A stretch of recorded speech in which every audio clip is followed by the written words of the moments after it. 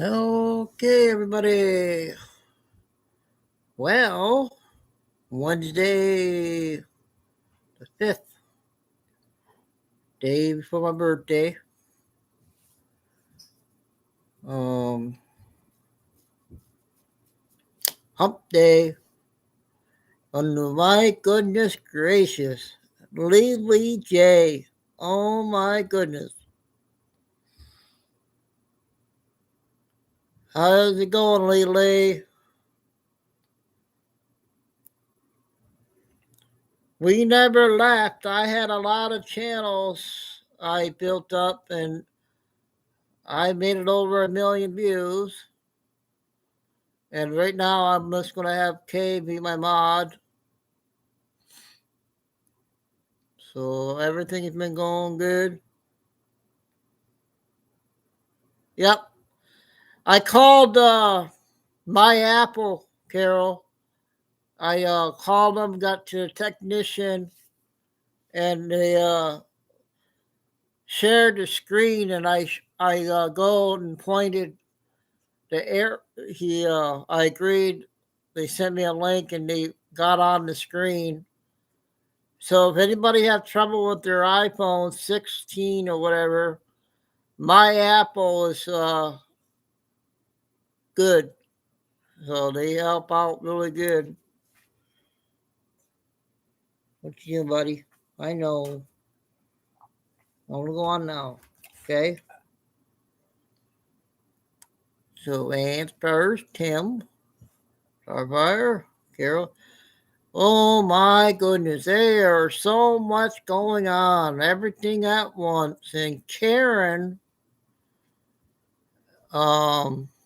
sent me a clip. It's a minute clip. I don't know if anybody's ever seen her before. I don't know about this one, Starfire. So heads up on this first one I'm going to share.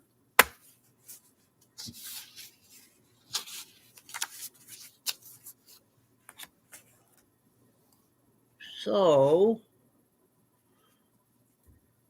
what else? Oh, did you guys hear that idiot say bad things to Trump last night when he won? He was saying nasty things to Trump.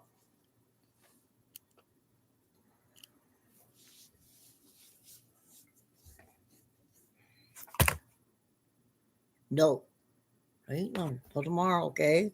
Tomorrow we'll get treats, okay? Terry, where's Kimberly at, Terry? We haven't seen Kimberly in a while. Gina came back. Kobe's missing. Dave and Greg always lurk. But Michelle's back helping. She's trying to get everybody unblocked. She went through all the names and stuff. Oh, stop. Stop. You know, it's cold now.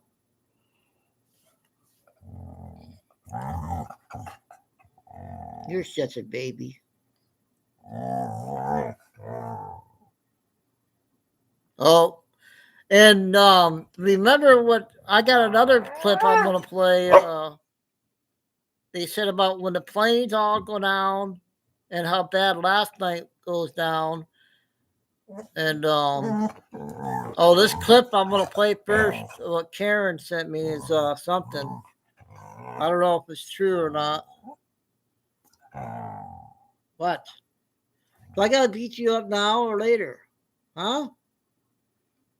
I gotta rush you behave, huh? I guess you want the window open, don't you? You want the window, huh?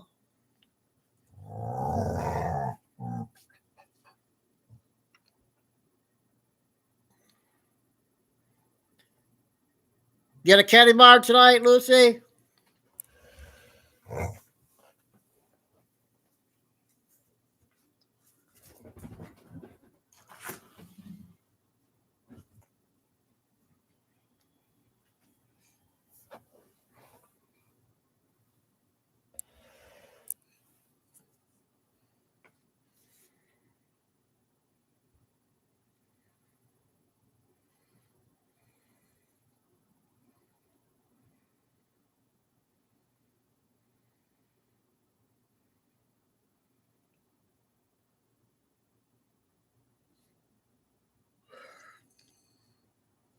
I talked to JJ on the phone so she can go to work.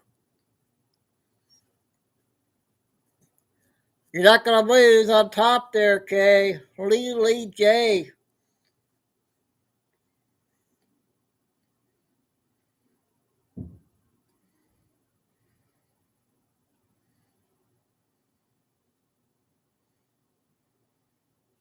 The first bill would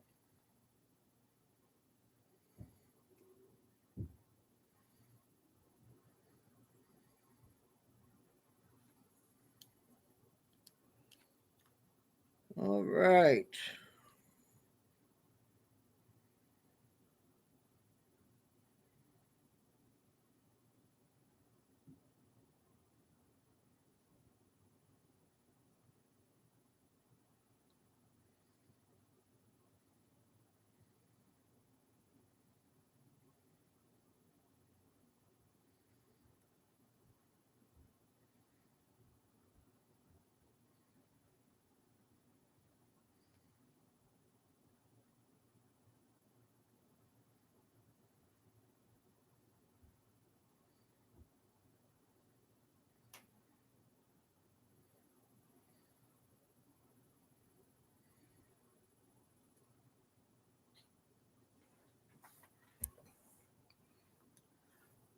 Wait a few more minutes.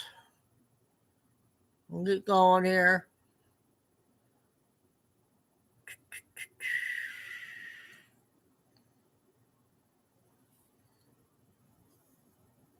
And we'll be a little late. She has daughter over tonight.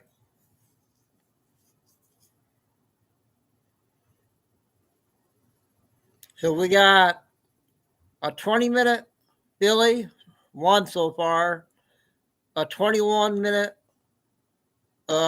lady from Australia, and then a bunch of other ones. I'm going to do the short ones first. I'll do the shorts first and everything. So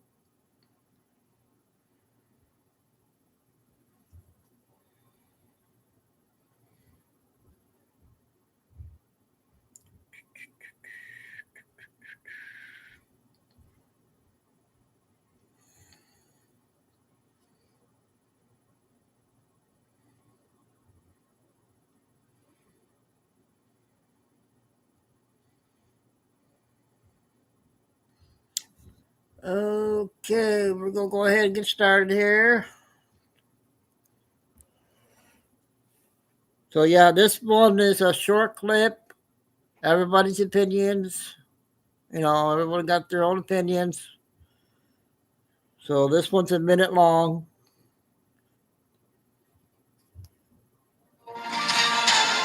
It is November 4th, 2025. Here are the latest commands.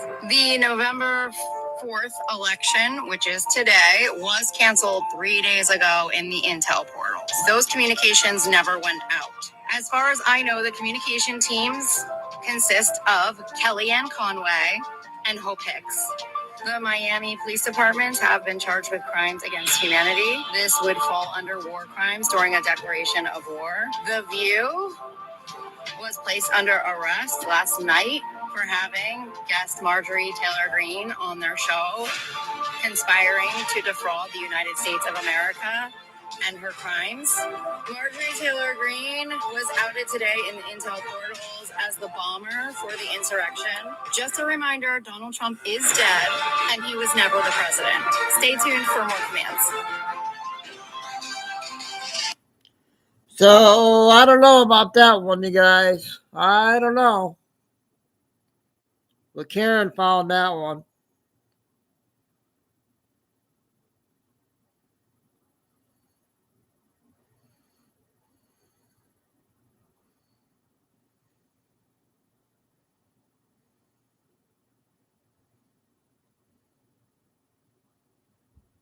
God darn it.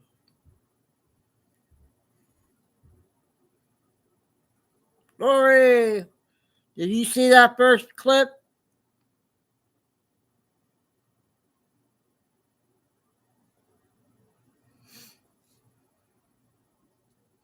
I know. We don't know We don't know what to expect anymore. This is terrible. Everybody thinks that they know about the money, this, that. It's crazy. That's why I stuck with the daily news. Things have been getting crazy, but I have another huge update for everyone. I'm on the Quantico base right now in Virginia. I met with my source yesterday. Remember, I told you that he was informing us that security on this base has gone to an all-time high. They're definitely preparing for the meetings with the admirals and the generals of all the U.S. military being flown in here in the next few days. People have been trying to figure out why. I've seen speculation about their meeting about updates in military standards and grooming and military discipline. But what's weird is the suspicious timing. This meeting was on very short notice, and energy here is kind of on edge. People are preparing for something. Security is definitely an all-time high. It took us forever to get in here, even with military ID. So with all the updates on Atlas 3I, I think it's something big coming, something from space, because we're getting communications updates every day. So be ready. I'll have more updates later when we meet with the team. Thanks. Does anybody know that guy?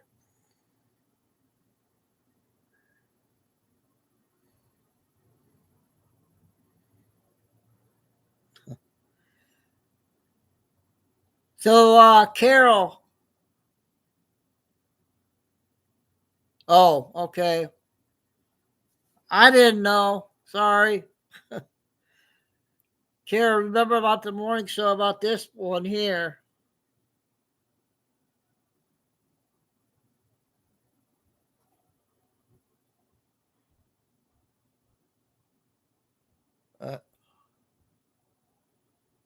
The Signal app. They said not to use it.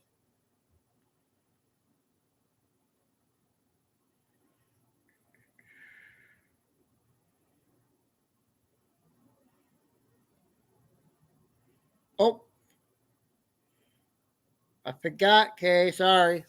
I got to log into Telegram.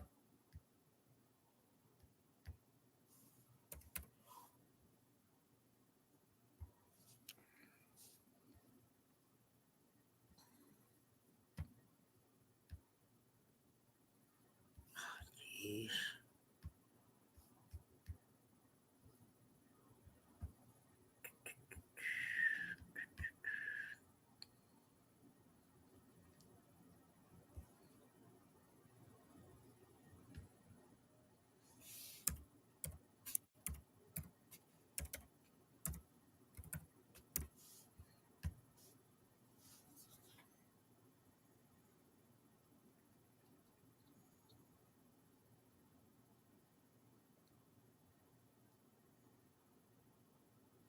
Oh.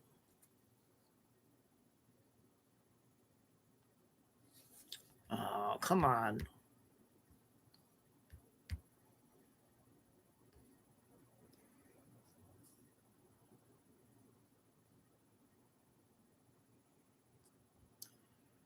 Oh boy, Telegram's giving me a hard time again.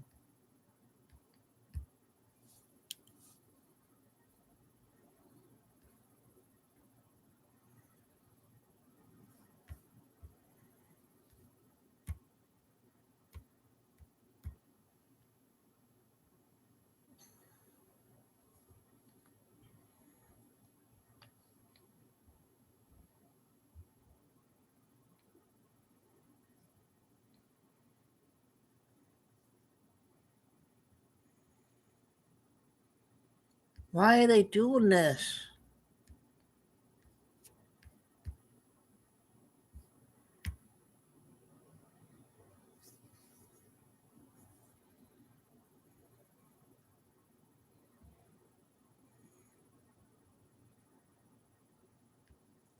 Ah.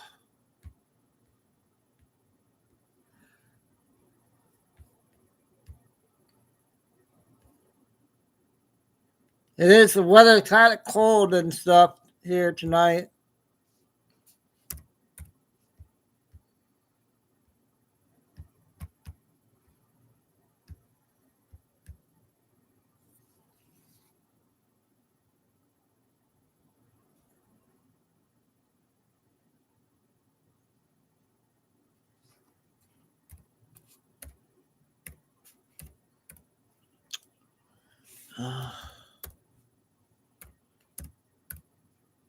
Okay, I got it. I'm in.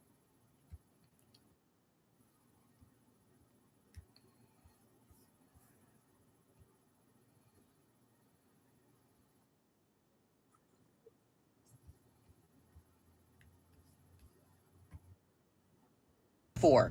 Don't give me this shit. If Democrats wanted to keep the government open, I'm all they in have to it. do is vote yes, and they have voted no 14 times now.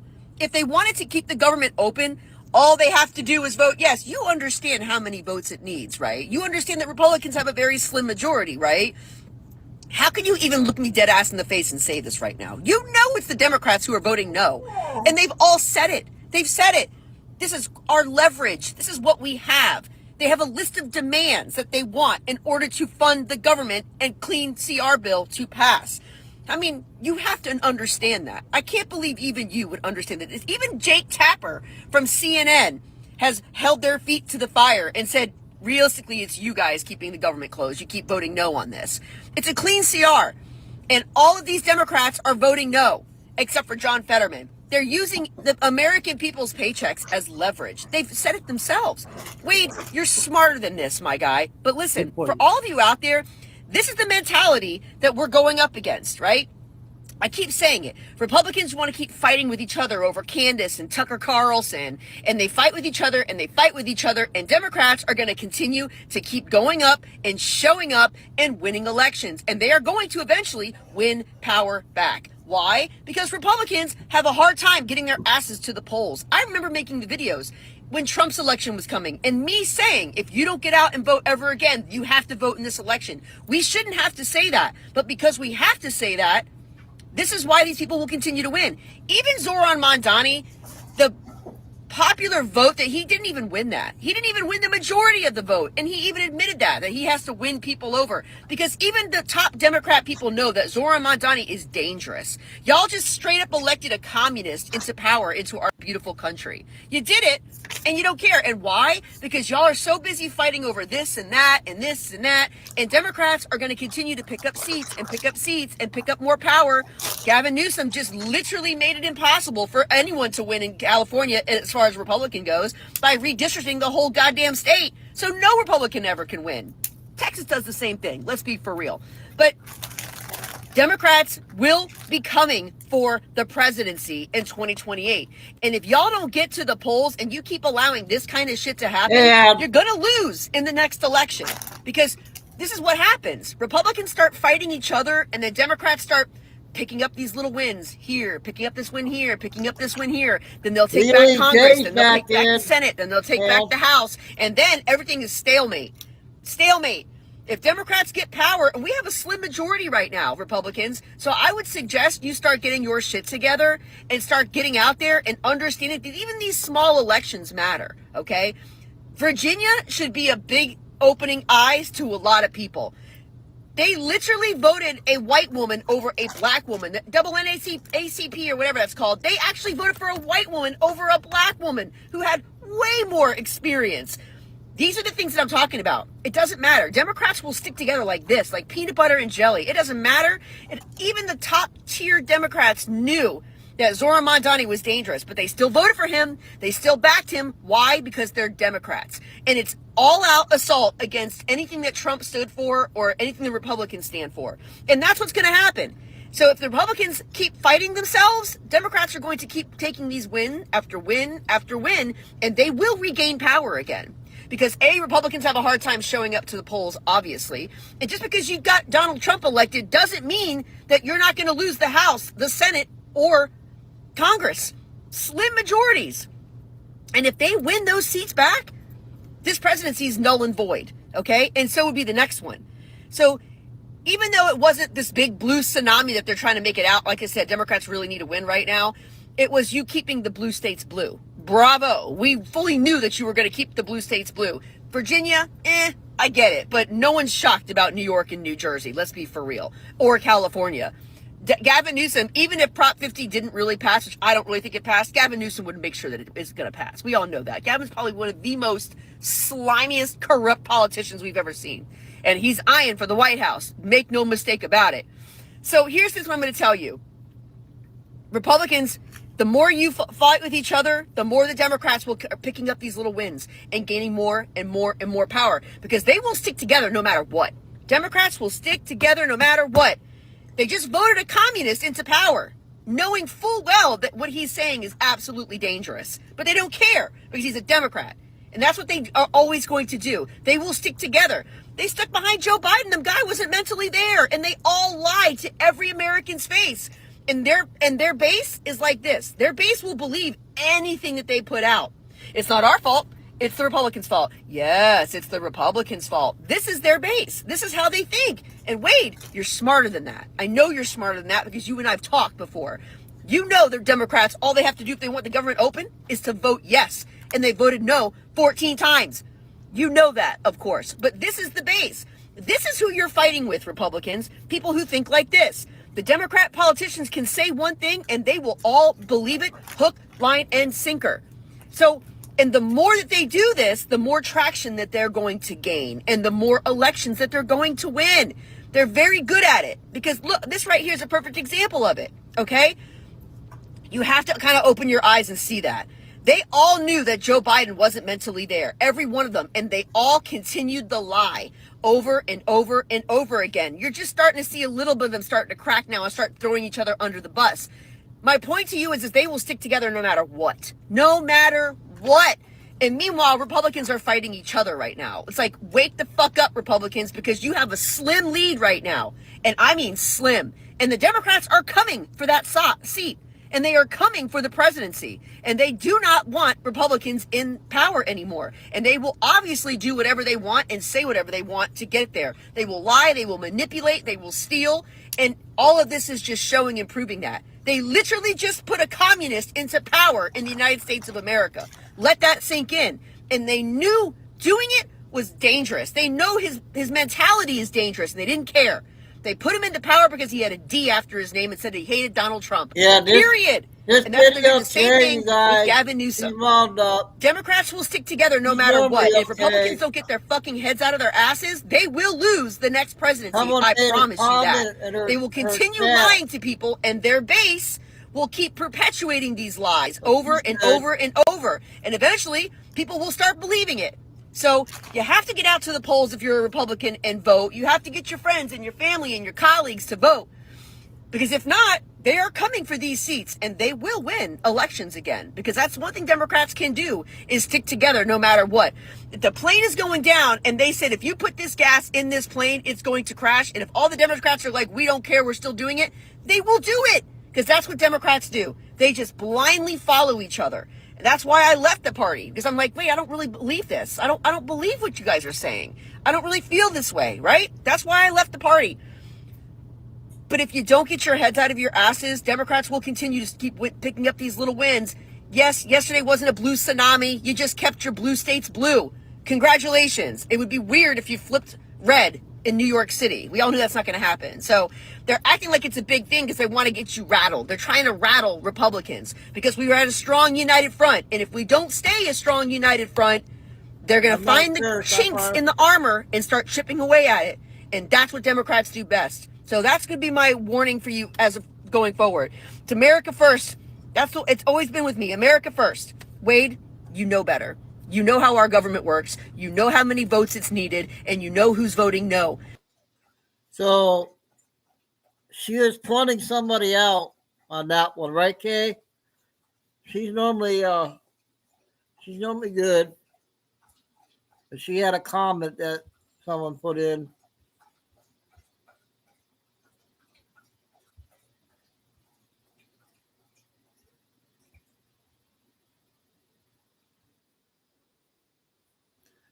Her videos are 3 minutes. She's good. But hold the phone. In Jersey, Trump-backed Jack Ciattarelli, he gets the ultimate mic drop moment that leaves him in tears. Then over in the big rotten apple, mayoral candidate Zohran Mamdani's moonshot hits turbulence as an Islamist activist spills the beans on who's really greasing his multi-million-dollar war chest. And then there's Kamala Harris, giving a recent interview that has everybody asking, is she high? Is she drunk? Is she both? Honestly, I'm still trying to decide. Hopefully you can help me out here. And in a total 180, Gavin Newsom, who's been teasing a 2028 run, now swears he's not running right after pushing a redistricting power grab.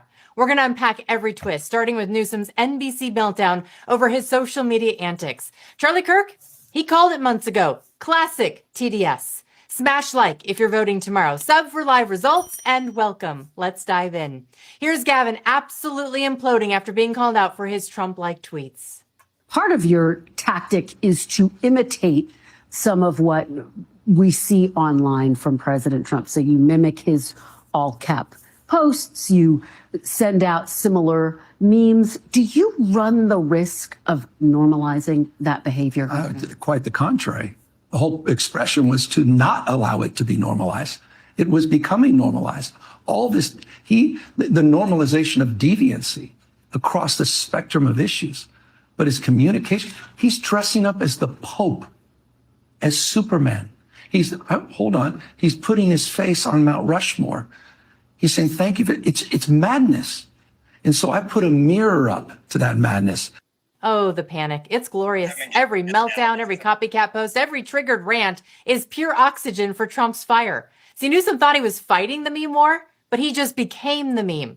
Trump's laughing. You know the internet's laughing. And California, we are still going up in flames here.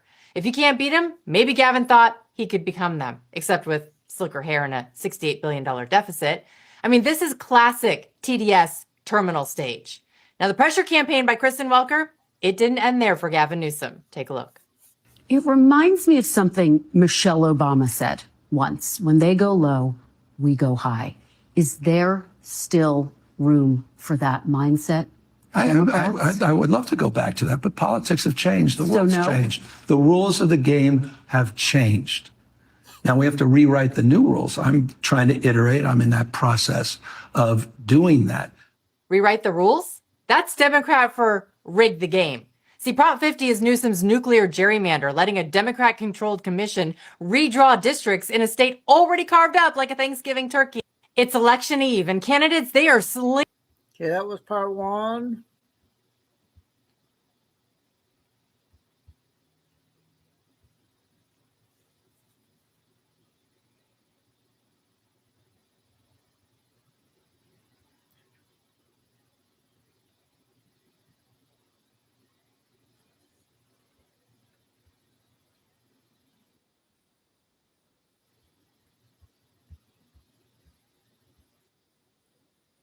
He's not going high. He's going full banana republic.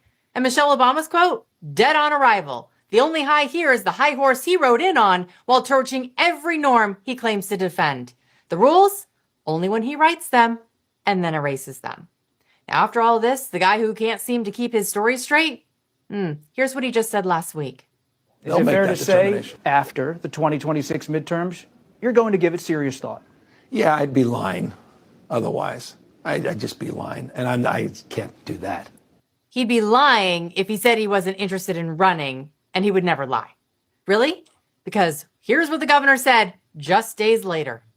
Governor, let me ask you, why do you want to be president? I don't. I'm not suggesting I am. I'm saying in response to someone talked about it, and I hate when nothing I dislike more than the politician that sits there and lies to you. And we all just sit there rolling our eyes going, give me a break. Gavin, look in the mirror. Your national tours, your DeSantis debate, your anti-Trump book, and that Prop 50 power grab all scream White House wannabe. Quitting? Please. He's not quitting. He's just saying whatever fits the moment. And his lies right now, they're starting to pile up faster than traffic on the 405 in LA. Remember when Gavin Newsom told Charlie Kirk this? Literally last night, trying to put my son to bed. He's like, no, Dad, what time? What time's Charlie going to be here? What time? And I'm like, dude, you're in school tomorrow. He's 13. He's like, no. This morning, wakes up at 6 something. He's like, I'm coming. I'm like, he literally would not leave the house. Did you let him take off school? No, he did. Of course not. He's not here for a good reason. But the point is you canceled school for like 2 years. Once one day. The point is the point, which is you are making a damn debt. And now that Charlie Kirk is no longer here to call him out, he has the audacity to now say this. Your son, obviously a fan of Charlie Kirk, What was the conversation like between you and your son after Charlie Kirk was Well, assassinated? he called me, I don't know how he got a phone, but he called me from school that day, really alarmed. And all his friends were around the phone that wanted me to somehow express or understand what was going on. He wanted to know if he was dead. He wasn't a fan of him as much as he was familiar with him. If you watch my show religiously, you know how I feel about this man. There is nothing honest about him. Remember COVID? While the rest of us were locked down at home with our kids, he was dining in fancy restaurants and sending his kids off to private school every day.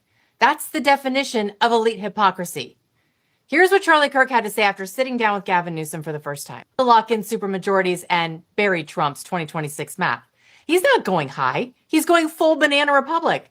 And Michelle Obama's quote, dead on arrival. The only high here is the high horse he rode in on while torching every norm he claims to defend. That was part. Yeah, one more part, and we'll get Izzy or BZ, whatever his name. I get confused on his name.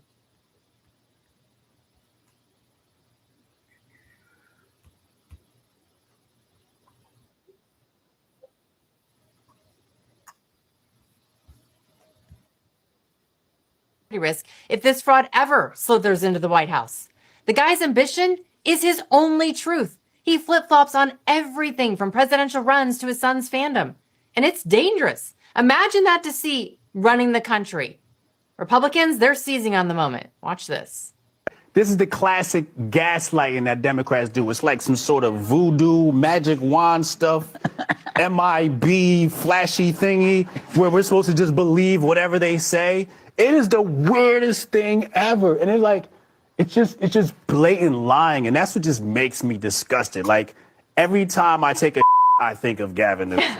The Democrats have lost the ability to be honest, to be authentic, or even meet voters halfway. Instead, they're panicking and doubling down on chaos. Take California, for example. Katie Porter, she was seen handing out free stuff to young voters that are waiting in line to vote at UC Irvine. This is in Gavin's state. And apparently, this is normal. This is exactly why California Democrats oppose letting anybody monitor their polling locations. And then in New York City, a Democrat was illegally campaigning for Zohran Mamdani right outside a poll site that had a sign that said no electioneering. And with voter ID not required, it's basically an invitation to game the system. I'm here in New York about to illegally vote for Zohran Mamdani 6 times. Yeah, 6. And yet Democrats have the audacity to accuse Republicans of cheating. Republicans fight for election integrity and voter ID. Meanwhile, the far left is handing out ballots like candy while foreign money pours right into all their campaigns. We'll get to more on that in just a few. Now, if you ask Kamala Harris why she thinks the Democrats will win tomorrow, she's going to try and tell you it's because the Democrat Party is full of stars. Lots of them. I'm not sure what planet she's on, but clearly it's not Earth. We have so many stars in our party. There's so many stars. And let's not be afraid of them. You talk about Mamdani. I mean, he's exciting this group of people who otherwise don't think of themselves as being aligned or a part or even seen by the system. You just look at the range of what we have. So many. Jasmine Crockett, who I just talked to recently. I mean, we have so many stars. She's right. They've got stars, all right. But notice she didn't mention results, ideas, or, functioning policies, just vibes and celebrity endorsements. Democrats don't run a party anymore. They run a production studio full of stars, scripts, and applause lines. Okay, that's 3-parter. I got a 3-minute clip before I do the other one.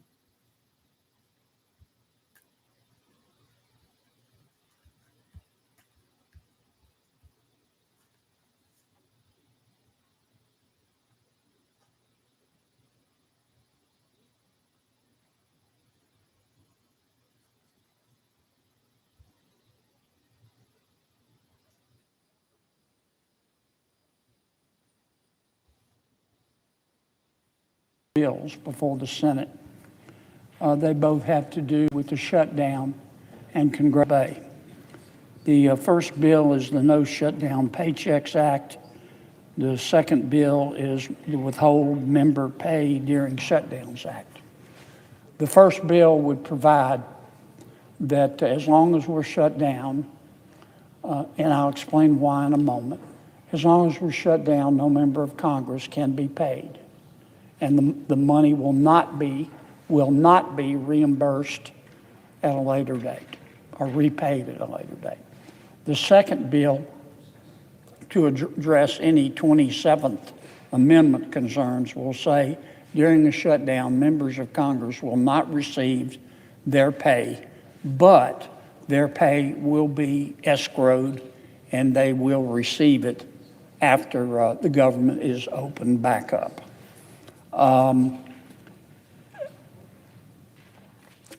Look, we're in day 36. I, like you, Mr. President, I've heard a lot of rumors about we're that close to reaching an agreement. We've been that close for a week. Frankly, I hope I'm wrong in saying this, but I don't think we're really that close. I wish we were, and I hope we are. But I think we're going to be in the shutdown a while longer. That doesn't give me any joy to say that. In the meantime, none of our staffs are being paid. No federal employees are being paid.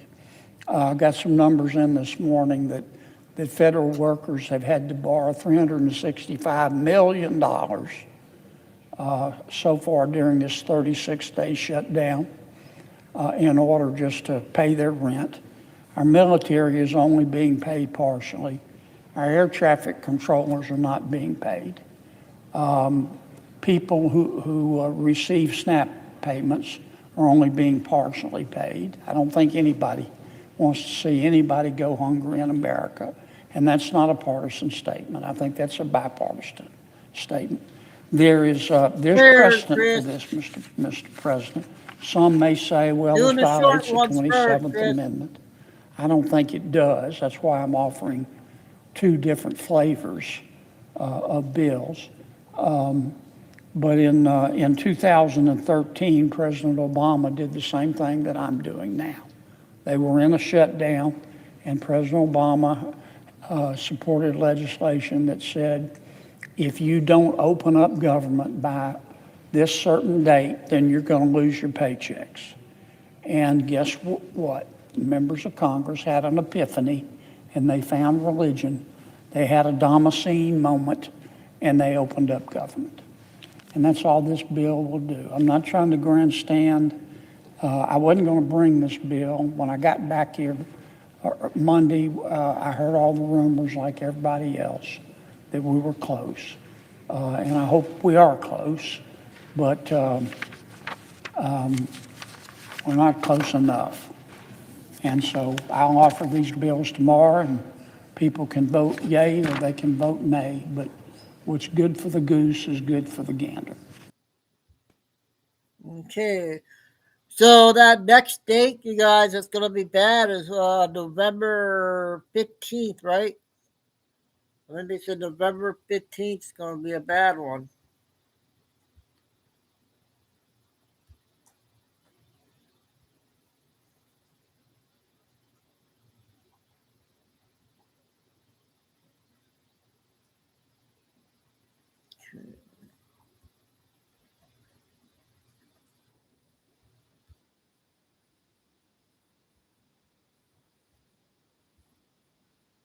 Real quick, apologize for what I'm about to do.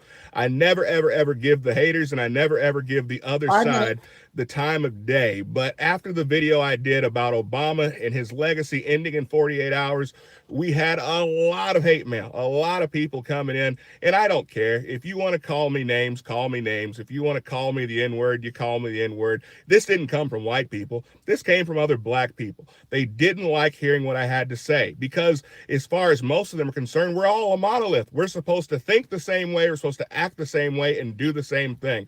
At the end of the day, I don't care. You can have whatever views you want to, as long as you are thinking those views out and you know what you believe and you know why you believe it. I can respect it. I might not like it, but I can at least respect it. Understand one thing. This is me. What you see on camera, this is me all day, every day.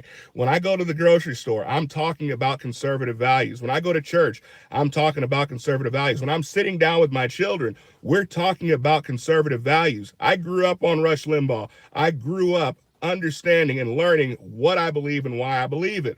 Now, many of you guys attacked me because you guys said, how could I be a Christian and preach the things I preach? Well, let me ask you this, or I'll say this. I will never, ever, ever, ever, ever take any type of moral advice or any type of moral scolding from a liberal.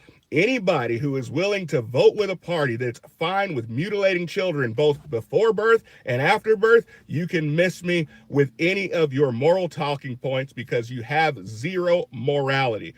So anybody who will vote for somebody like Obama, who has more interest in pushing LGBTQ rights than actually pushing a better life for Black Americans, then I'm sorry, I don't believe anything you have to say as it pertains to wanting Black America to do better or wanting people of color to do better, because Obama didn't do any of those things for the American people. Who did? Yes, Donald Trump did. What did he do, Q? Well, have you ever heard of opportunity zones? Have you ever heard about the First Step Act? Democrats promised you for years that they were going to get prison reform. Donald Trump actually delivered on it. But nobody talks about that because you guys on the left, you guys don't actually pay attention to anything except for what CNN and MSNBC tells you to listen to. You don't get upset until your masters tell you to get upset. You don't do your own research, and that is the problem. I do my own research. So again, I don't mind dissenting voices. But if you're going to come for me, please keep my kids out of it, and please come correct. And I would absolutely love to have you on this channel. We can debate respectfully, of course. We can debate, but this is not an act. This is what I do. This is who I am. Now, if you want to get into the Obama thing, well, Q, how could you be a Christian and you're okay with Trump blowing up these boats? If those people are bringing drugs into our nation and they are killing American people with their poison, yes, 100% destroy the boats. If people do not want to get destroyed in those boats, then stay off the boats. Don't haul drugs, period. That's what it is. I'm not down with killing, but those people were planning on bringing in drugs that were going to kill people. So am I okay with Trump blowing up those boats? 100%. Well, they didn't get their day in court. Well, they're not Americans, so therefore they're not given constitutional any immunity or any type of constitutional rights. They were international waters, breaking international law. In addition to that, if you guys want to have some moral outrage, where was your moral outrage when Obama was droning American citizens, including a 16-year-old who hadn't done anything wrong, except for he was in the wrong place at the wrong time? A 16-year-old child blown up by Obama. But because the media didn't tell you to get in line and riot and get angry and get upset, no problems. Do you still know that Obama deported more illegals than Donald Trump? He built the cages, but you weren't told to get upset, so you didn't. So please, tell me how I am the sheep. Tell me how I am controlled when you don't even know when you're supposed to be upset and when you're not supposed to be upset until your masters on the media tell you to be so. Comment below. Let me know what you guys think. Sorry for going off like that. Well, that's Q for today. Another 5 minutes, and then we'll get to Billy and then the lady from Australia.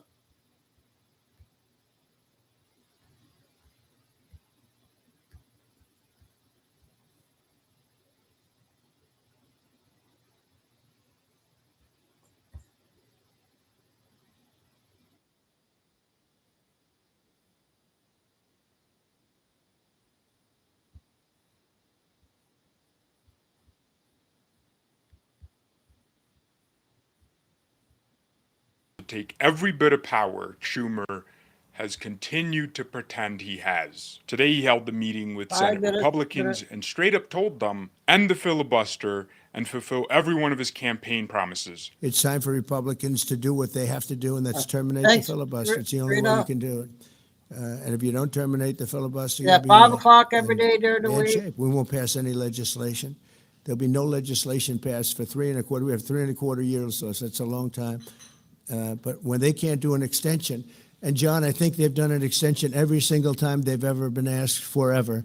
This is the first time they haven't done an extension. Extensions are supposed to be easy, but if they won't do an extension, they won't do any bill, even a simple bill.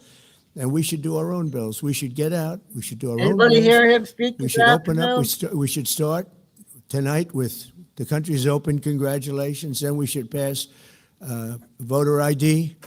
We should pass no mail-in voting. If these Republicans just took what Trump was saying seriously, went up and just ended that filibuster with 51 votes, and then immediately reopened the government, the whole country is going to be like, wait, it was that easy? They're going to blame Democrats for the shutdown, and then they're going to cheer on the Republicans for getting rid of the filibuster. If you start off with a big win like that, you're going to get everyone on your side. But for some reason, a lot of this is just flying over their heads. Should pass all the things that we want to pass, make our elections secure and safe, because California is a disaster. Many of the states are disasters. All we want is voter ID. You go to a grocery store, you have to give ID. You go to a gas station, you give ID. But for voting, they want no voter ID. That's only for one reason, because they cheat. We would pass that in 15 minutes. The excuse the Senate Republicans give Trump is, well, if we get rid of it and we lose the Senate in the future, Democrats are going to use it to get their agenda passed. So we need to keep the filibuster because when we become a minority, it's going to be our only leverage. I would understand that logic if Democrats thought the same way, but the truth is they don't.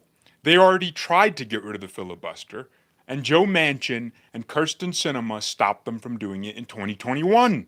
Do these Republicans have goldfish memory? Only 2 Democrats stopped Democrats from having complete power in the country. Those 2 Democrats have been completely ousted. Kyrsten Sinema got replaced with Ruben Gallego. A Republican took West Virginia. But better believe that Democrats are going to try everything in their power to win back the Senate and get rid of that filibuster. There will be no obstacles in their way. The chances the Senate flips next year are pretty low, but not zero. In fact, if Republicans play their cards right, they could expand their majority. John Ossoff in Georgia is up for re-election. To me, Georgia's a red state. It's currently rated a toss-up, leaning Democrat, which that's just not true. Maine's going to be a tight one, but who cares? Susan Collins is basically a Democrat. Michigan is going to be huge. The incumbent Democrat is retiring, and it's rated as a toss-up. Democrats might take North Carolina. So it really matters what Republicans do in the next 12 months. If they get Trump's agenda through, we will expand the Senate majority. And I predict that if they do the right thing,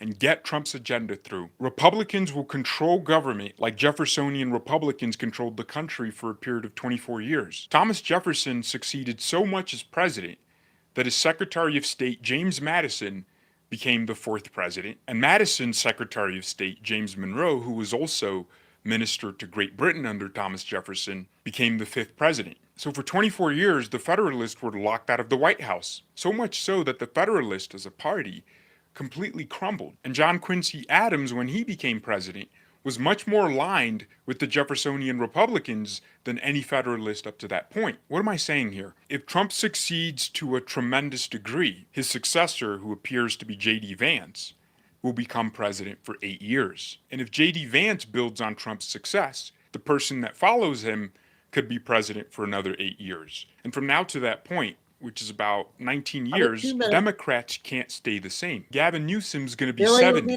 Chuck Schumer's 74 right now. He'll be 94. He'll be out of the Senate. All the creatures in the Democrat Party now will be completely gone at that point. Democrats are going to have to find a way to get back in the White House. And they'll have to get back to the center, promising not to undo anything the Trump Republicans have done. This sounds like a really crazy theory, but this is how politics functions. If a president is a really good president, he could influence at least the next 2 presidents if they're still alive. And if the country is made better, voter turnout will decrease because people are busy enjoying their lives. They don't feel a need to change anything. And whenever that happens, Republicans tend to do really well. We don't need to do anything special. Use the power you already have now to get everything done. Trump is thinking 15 years from now, and these weirdos are only focused on their seats and what happens if they remove the filibuster. Will their states turn on them and vote for a Democrat?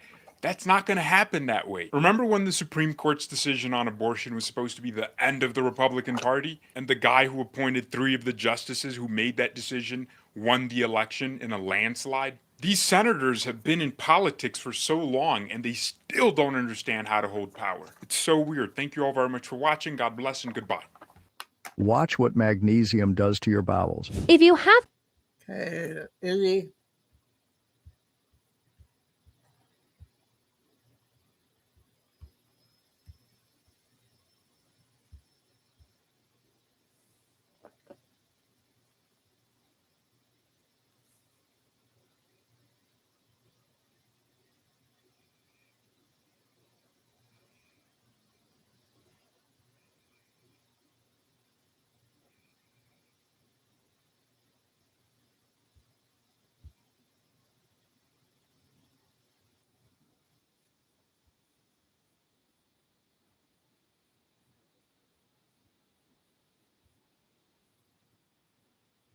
Share some of the sources I'll use today. Breitbart, Space Weather, Stephen Gardner, Hal Turner, some of the things I'll cover. Kill Shot, 1% plus. UPS, crash. President Trump, new nukes. Who knew? I didn't know we were making new ones. Sudan downs a Russian plane and the U.S. downs cartels. So let's get started. So we had yesterday, coming off of the sun, some flares, 2 X's and 1 M. So we had an X, 1.8, a 1.1, and then today we've had an M class 7. So we see the sun becoming much more active. And Ben Davidson with YouTube Space Weather believes that the sun activity will continue. And we have other sources too who believe this week, as major sunspots turn to face the Earth, we will have significant X flares. But he's putting the opportunity for the kill shot from the sun at 1% plus. So that's going up. We need to pray that away. And as for Atlas, we're hearing it's behind the sun. We know it is being seen, but information is not coming out from NASA, ESA, and so on. But that it will reappear around the sun so that amateur astronomers can see it about December 19. So we need to pray away on that also. We'll also have 2 CMEs, November 6 and 7, generated from these flares that have been coming off, giving us an opportunity for a G1 plus geomagnetic storm.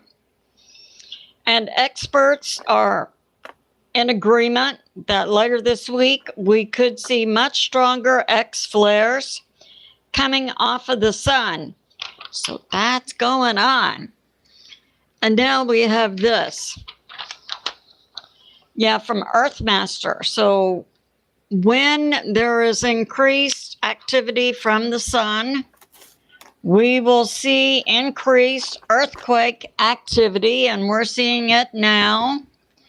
We had a significant earthquake off of the Oregon coast. We have Washington up here. Yesterday, a 4.0. We're still seeing the Russian Peninsula, Kamchatka, lighting up with more earthquakes. And we had a 2.7 in Idaho and Texas, Central Texas. We had 2 small earthquakes, a 2 plus, 2.1 small ones. And in Kamchatka, we had a 6 point about 24 hours ago. We've had a second 6 point. Do you need $300, $500, or even $1,000 fast? In Guam, we're seeing a 5.9. So with this area, the ring of fire, so we have Hawaii, Guam, Japan. So Guam also saw a 5.9. So we see activity lighting up around the ring of fire. And we have this. Stickwell's Daily Mail. We had a tragic UPS cargo plane explosion that, according to Pastor Paul Bigley's information this morning, resulted tragically in 9 deaths, with 16 people still missing. And this happened in Louisville, Kentucky, yesterday about 5 p.m. Now, the UPS cargo plane was taking off. It had on board its fuel, 38,000 gallons of fuel, plus its cargo was 250,000 pounds of fuel. It's being reported now that as the plane began to taxi down the runway, that its left wing was on fire. This is right after it started up its engines. And as it progressed down the runway, then there was a major explosion that also impacted two local businesses in the area. UPS reports there was a crew of 3 on the cargo plane. It's believed that all 3 perished, and the other 6 people would have been individuals in the area or possibly inside these 2 local businesses. So we have also 11 injured. So we have 9 dead, 11 injured, and 16 still missing.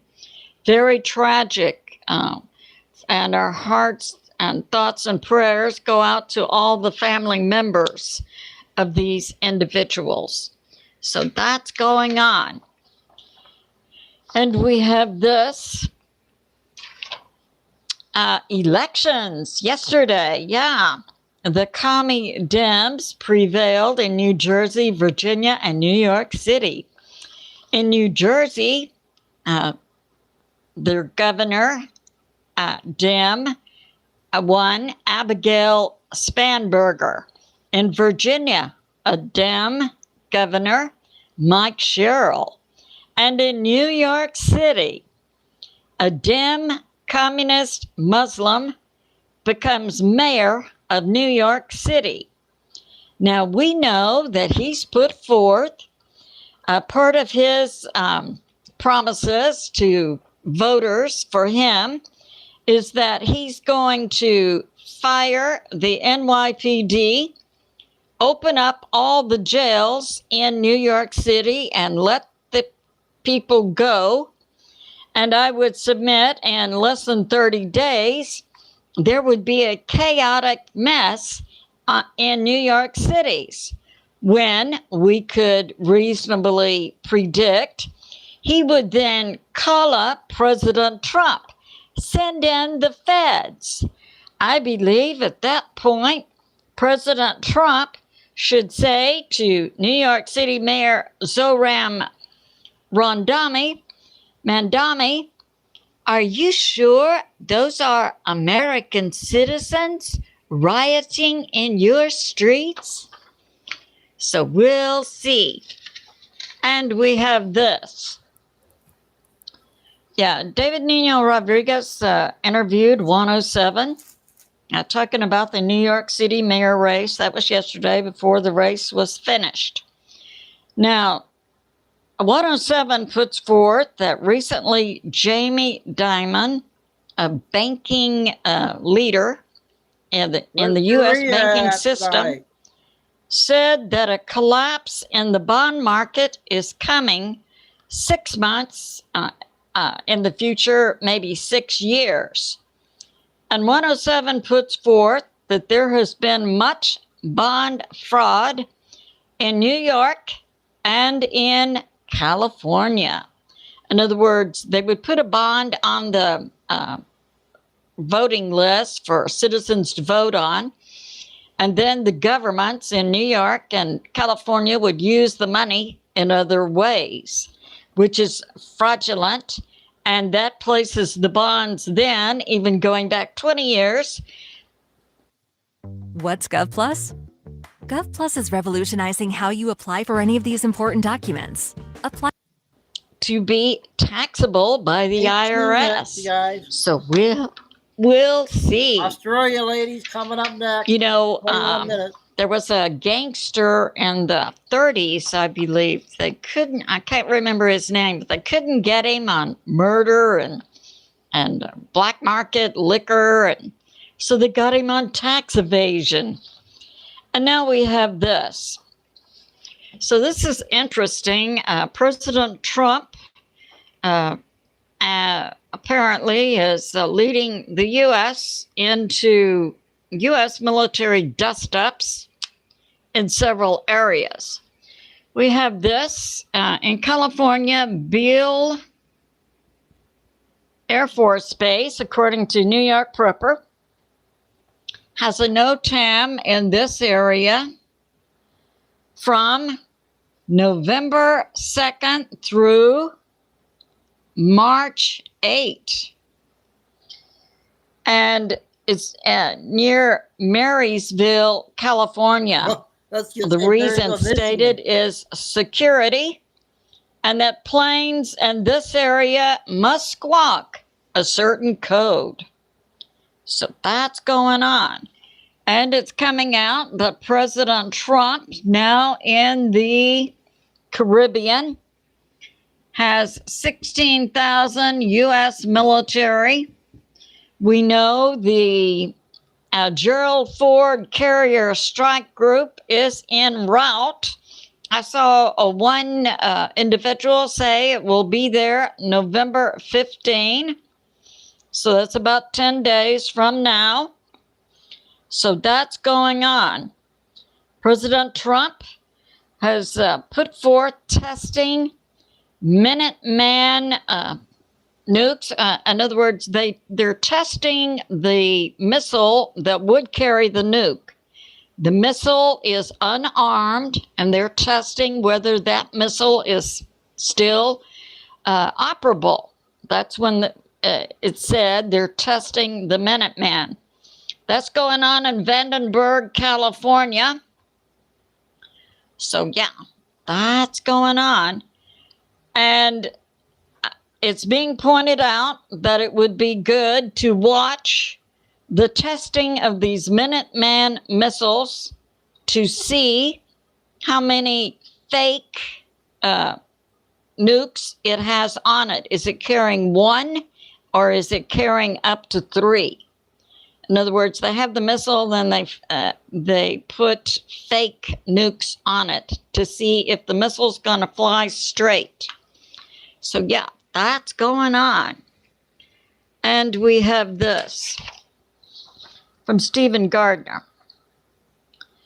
So the FBI Director Kash Patel and Deputy Director Dan Bongino have discovered in the Hoover Building in Washington, D.C., a hidden room in the FBI building where there were burn bags hiding secret information about Russiagate.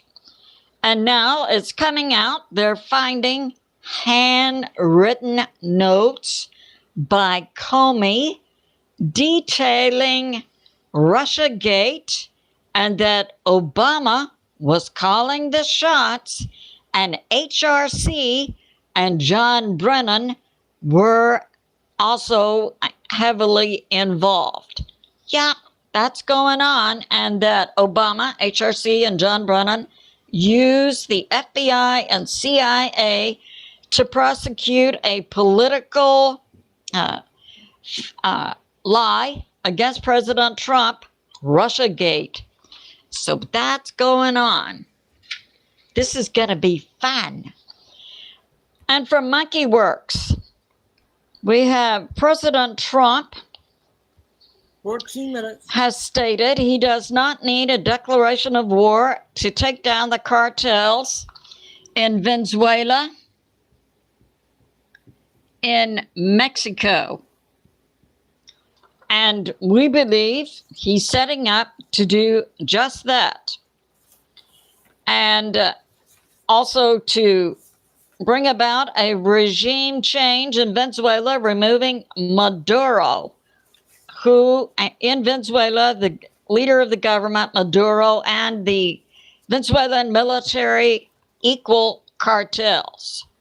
It's a narco state. And the U.S. has sent another amphibious ship to the Caribbean. So handsome. I can't buy this. Whoa. You're Empower and President Trump may send the U.S. military also into Mexico. Now, Russia has sent into Venezuela nukes, plus the Russian paramilitary group Wagner. So it would appear that when the U.S. has their dust up with Venezuela, they'll actually be battling also Russia. And Russia continues its cargo flights in and out of Venezuela and Cuba. Right here, Cuba, 90 miles off of the Florida coast. So the U.S., when they go after Venezuela and Mexico, is also going to have to defend against Cuba. So that's going on. Yeah. And we have this. Yes. Also, President Trump has put forth that he may send the U.S. military into Nigeria. Now, we know Nigeria is right about here. Then we have Niger, and then Libya. There's a strong Russian presence in Libya. And now we're getting this out of Sudan. Sudan is currently in a state of civil war, and it's the paramilitary that had been the military of the government. So we have a paramilitary group versus the government in Sudan. And as I put out yesterday, Sudan has now begun its actual right in your face slave markets, selling women and children to the highest bidder.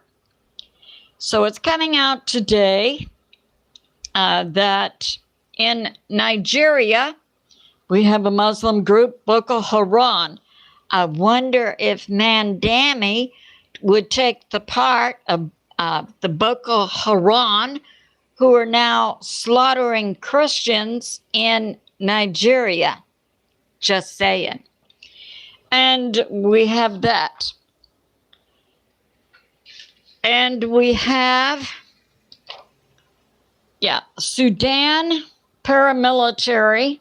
That used to be the special forces of the Sudan military, began a civil war against Sudan in 2023.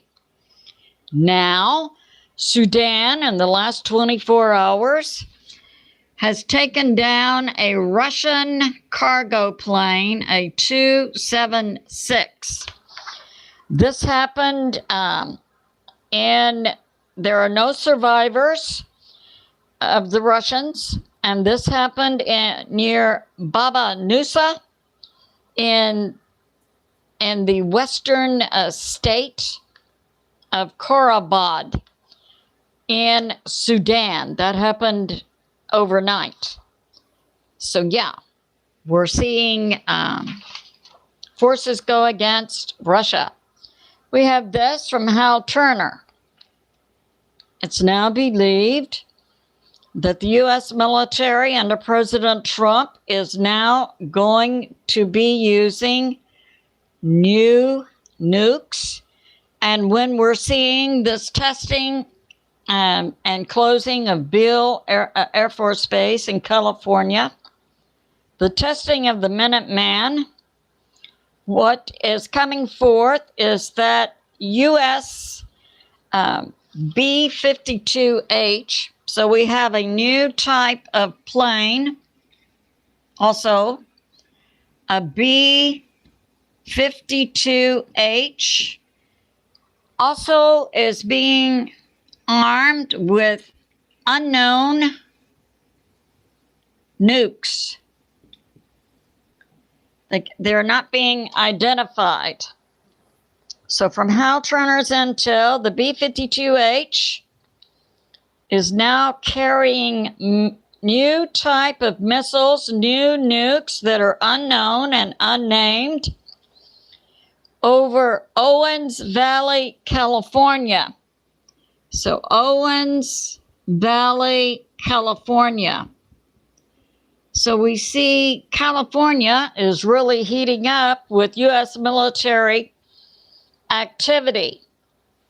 Now, in the dust-up between Ukraine and Russia, we're seeing in Ukraine, Russia has in control now Luhansk, Donetsk, Zaporizhzhia, Kherson.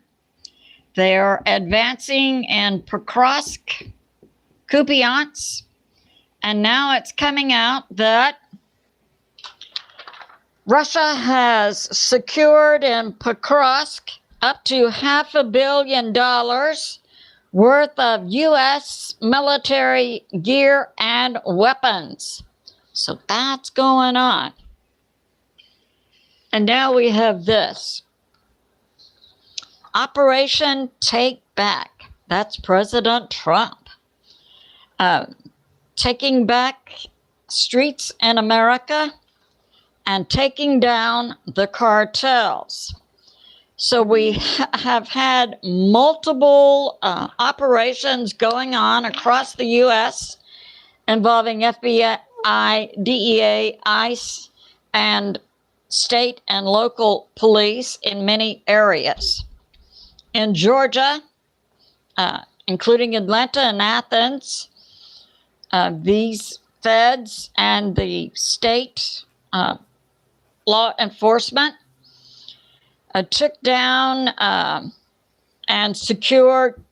cartels and secured $1.2 billion worth of cocaine, fentanyl, and weapons, and captured a cartel leader, Cochita.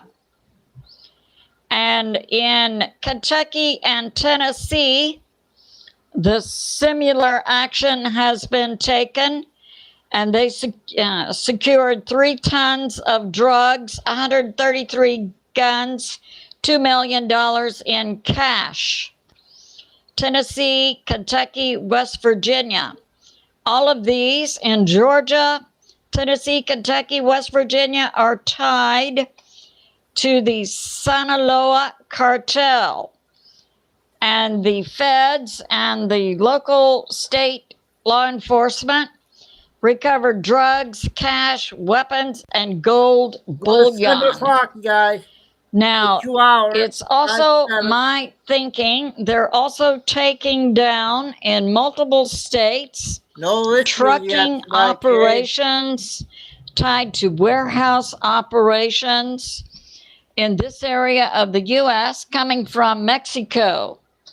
It's my thinking that since NAFTA was signed, a trade deal between the U.S. and Mexico decades ago, that this was always part of the trade deal to bring in Mexican truck drivers and allow them to drive and operate in the U.S., that looking back, this was a cartel operation even then. And now President Trump is taking it to the streets. We have this from Cyber Signal. So in Massachusetts, we had 8 kilos of cocaine recovered. And they have also arrested in Springfield, Massachusetts, an aide to the governor. He was found, I think he had order he had cocaine with him, a large amount. And he was arrested November 3. Lamar Davis.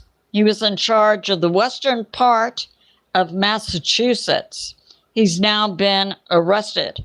And this was also a joint Fed, FBI, DEA, ICE, and in coordination with state and local police. And they recovered 129 weapons and $38,500 in cash. And other state employees have also been arrested. Dozens have been arrested in Massachusetts. So that's also, this action in Massachusetts was tied to the Sinaloa cartel. So that's going on. And we have this. Also in Worcester, Massachusetts, they've made arrests and more hits by the feds. And they found 3 men in a Springfield warehouse, arrested them, plus 200 pounds of cocaine. And they also found fentanyl. 47 arrests have been made in Massachusetts, and they've recovered 1.2 tons of drugs, 129 guns, and a map of the driving routes for the drivers of, box trucks and semis and so on coming from Mexico. So I submit this was a plan in place a long time ago and was coordinated through NAFTA. So that's going on. And now a short prayer. This is based on Ezra chapter 7.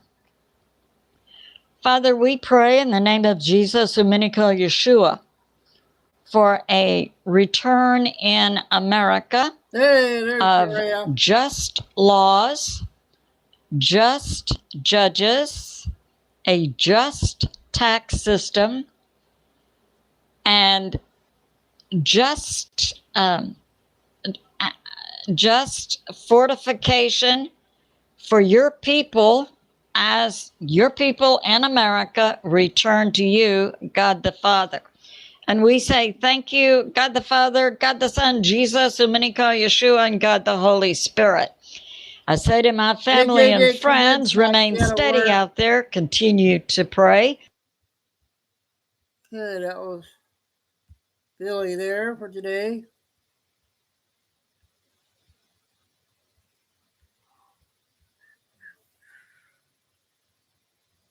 Ah.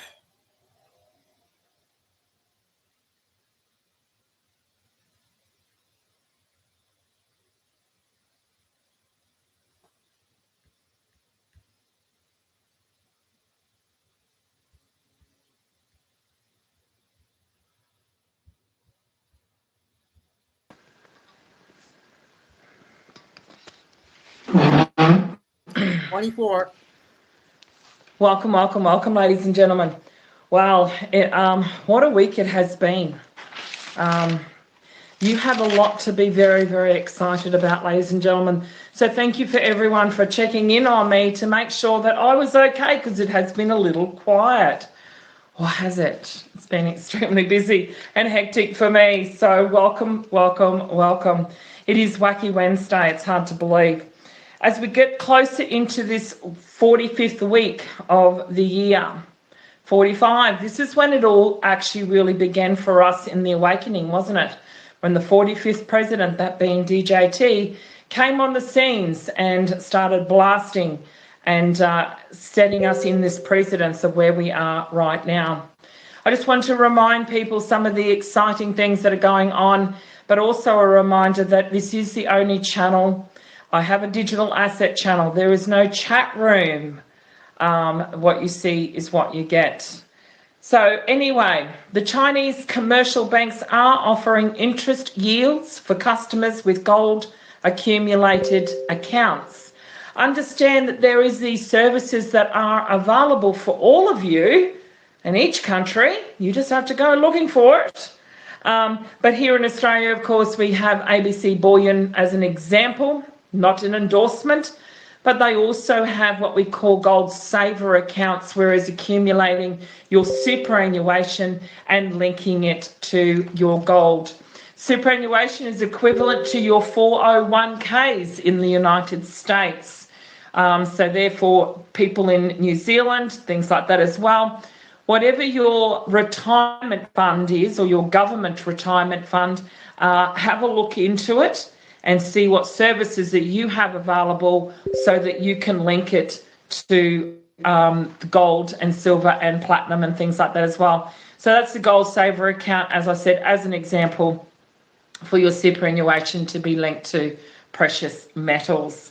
We did see, of course, in the US debt clock, and a lot of people criticise this one, but it's very interesting that someone noticed that the credit card debt is starting to come down. How exciting is that? This, of course, is being implemented. We saw here an article in Australia regarding the illustrious Commonwealth Bank of Australia actually was starting to refuse and, to pay back all of those excessive fees that they used to put on those, wait for it, credit cards especially were notorious for these banks and things like that for adding extra fees. So they're going through the ringer right now, and I believe a Choice magazine here in Australia has now deemed them to be the worst company, or ex-corporation, I should say, in Australia. Yeah, congratulations, Commonwealth Bank. You've got to be proud of that. Not. But anyway, this, of course, this reduction in the interest rate is also very relevant. As I said, we don't just focus on the US debt clock. It's just an indicator. It's a marker. Have a look at the news that we post as well, although it's been pretty quiet because I've been extremely busy in the background. But understand, like I said, the news that we're talking about with Commonwealth Bank not paying back the fees and things like that as well. This is all relevant to the release of those JASARA funds, those funds coming back to you in the wiping of your credit card debts. That is part of JASARA. So as I've always said, JASARA was one of those ones that was going to be implemented as events occur. So look for the events, look for the fundamentals, and as I said, you can certainly see that. It's also basically the abolishing of the IRS at the same time, because this is where all our taxes and things come into play as well. The Federal Reserve's balance sheet is winding down on December the 1st. What does that mean? It means that their balance sheet or their bank statement is, wait for it, going digital. This is the abolishment of the IRS, the Federal Reserve, and as things start to abolish, they are changing, and therefore the Federal Reserve could possibly be abolished, I would say, somewhere thereafter, the 1st of December. Well, it is the 5th of November, so remember this day, ladies and gentlemen. Again, this is the slow destruction. If they were to pull apart very, very quickly, there would be massive, massive amounts of chaos. Understand that. So the slow destruction of the old system, of course, also reminding those people in Australia, and it's happening everywhere. So in the Federal Reserve, we saw the connection of FedNow being incorporating in that system, where it was actually the transfer of the Federal Reserve into your US Treasury. Here in Australia, we had the J5.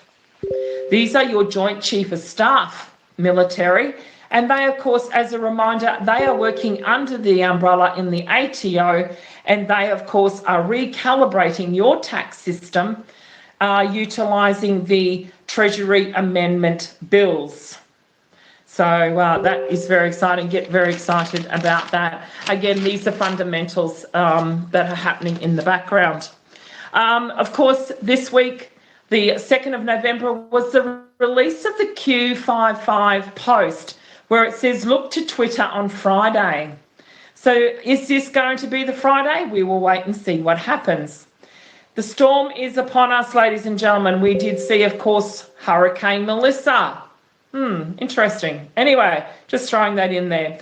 God bless everyone and God bless America, and let's see what happens this week. The government shutdown is still occurring. Boy, is it changing a few little things as well. Talking to those in America, of course, this is now changing the system of those food stamps over there as well. What is also occurring, of course, the air traffic controllers are limited and airports will be halted.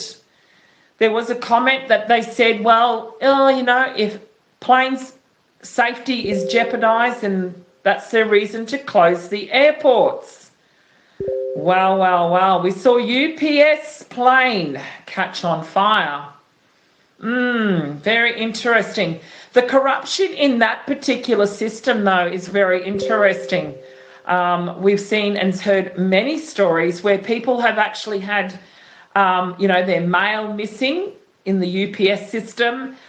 Things have been stolen. Their identities have been stolen through certain paperwork and things like that as well. So please understand that when these accidents occur, are they actually accidents, or are they taking out further corruption within that postal service? Because it is actually a very corrupt system.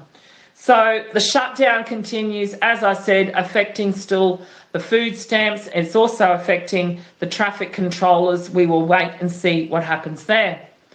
Wowsy, wasn't it interesting on November the 4th? There was two things simultaneously happening. We had the No Kings protest in Francisco. No kings. There's no kings on the board anymore. Checkmate. Boom, shakalaka. And then, of course, DJT gets given a crown. The king has returned. So there's a No King protest in San Francisco. And then the same day, of course, Trump gets given the crown from, of course, in Korea. South Korea and Asia, we thank you for your contributions to the onset of peace and prosperity. So the No Kings on the chessboard, as I said. What I'm also starting to see too is the possibility of this election rigging is still lingering in the background. So please keep an eye on the Rigging Response Act. So this act is going to be revealed and statewide in San Francisco. So this was all to do with the No Kings protest as well. So keep an eye out on San Francisco. Is something else going to occur? Keep an eye, of course, on those icons that we have in those cities, such as, of course, the Gate Bridge. So the bridges, interesting, isn't it? Remember the 5th of November. Of course, today is one of those markers that we talk about, and the vendetta. Are we going to flip the switch and turn the vendetta into a victory day? Oh, wouldn't that be exciting? We've seen some exciting news coming out. What I'm going to keep my eye on, though, is, of course, on November the 6th, Pakistan and Afghanistan are restarting their peace deals in Turkey. What's Turkey? Gobble, gobble, gobble. And, of course, coming into November the 26th, of course, is the illustrious, I think it's Thanksgiving Day. But very interesting that Pakistan and Afghanistan are doing peace deals in Turkey. Why are they doing peace deals in Turkey? You've also got to ask the question, why did Trump meet Xi Jinping from China in Korea? I hope everyone did take notice also that, of course, in Korea they talked about the Korean province and things like that as well. There's a few articles about that. So keep an eye on all of that.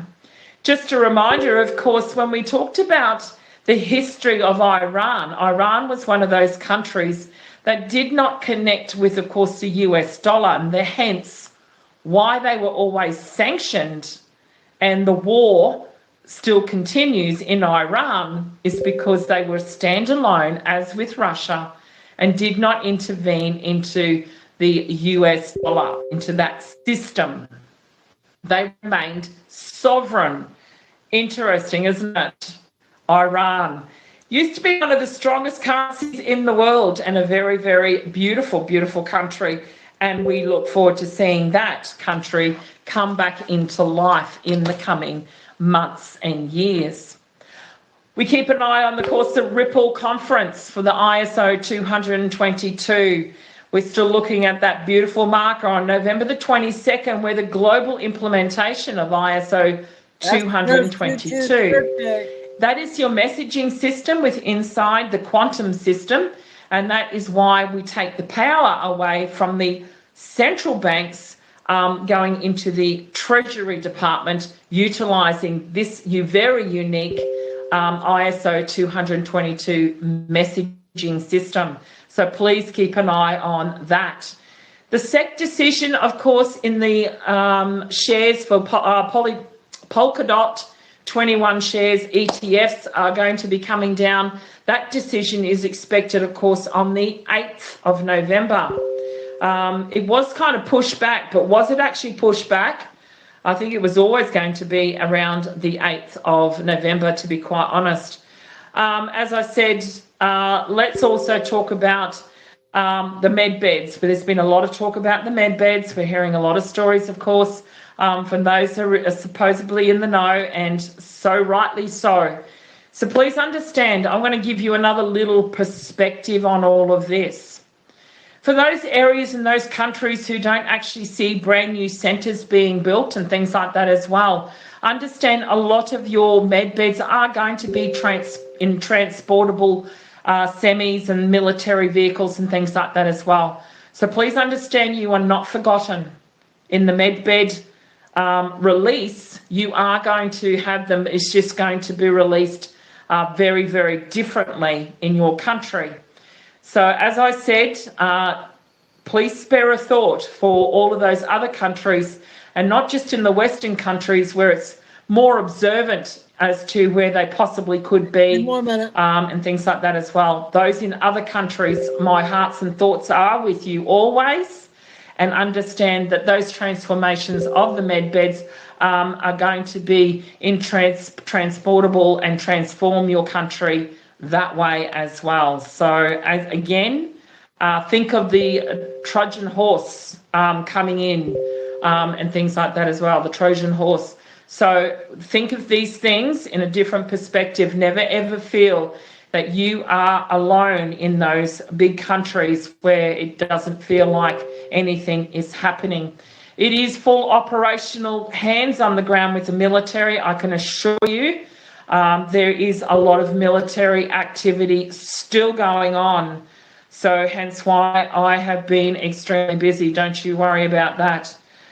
The Tier 4 node is expected to, or if it hasn't already today, has been activated. That's what I've been told. How do we substantiate that?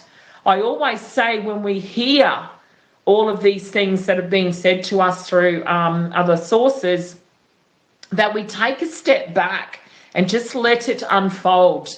And if we can substantiate that by certain activities or releases of certain things, but yes, the Tier 4 node apparently was activated today. So again, we will sit back and we will watch and see how that one unfolds. I am going to finish this afternoon with a very, very important email that I received. And then I'm going to say a couple of hellos and goodbyes because, we will see what's going to happen, as I said, this week.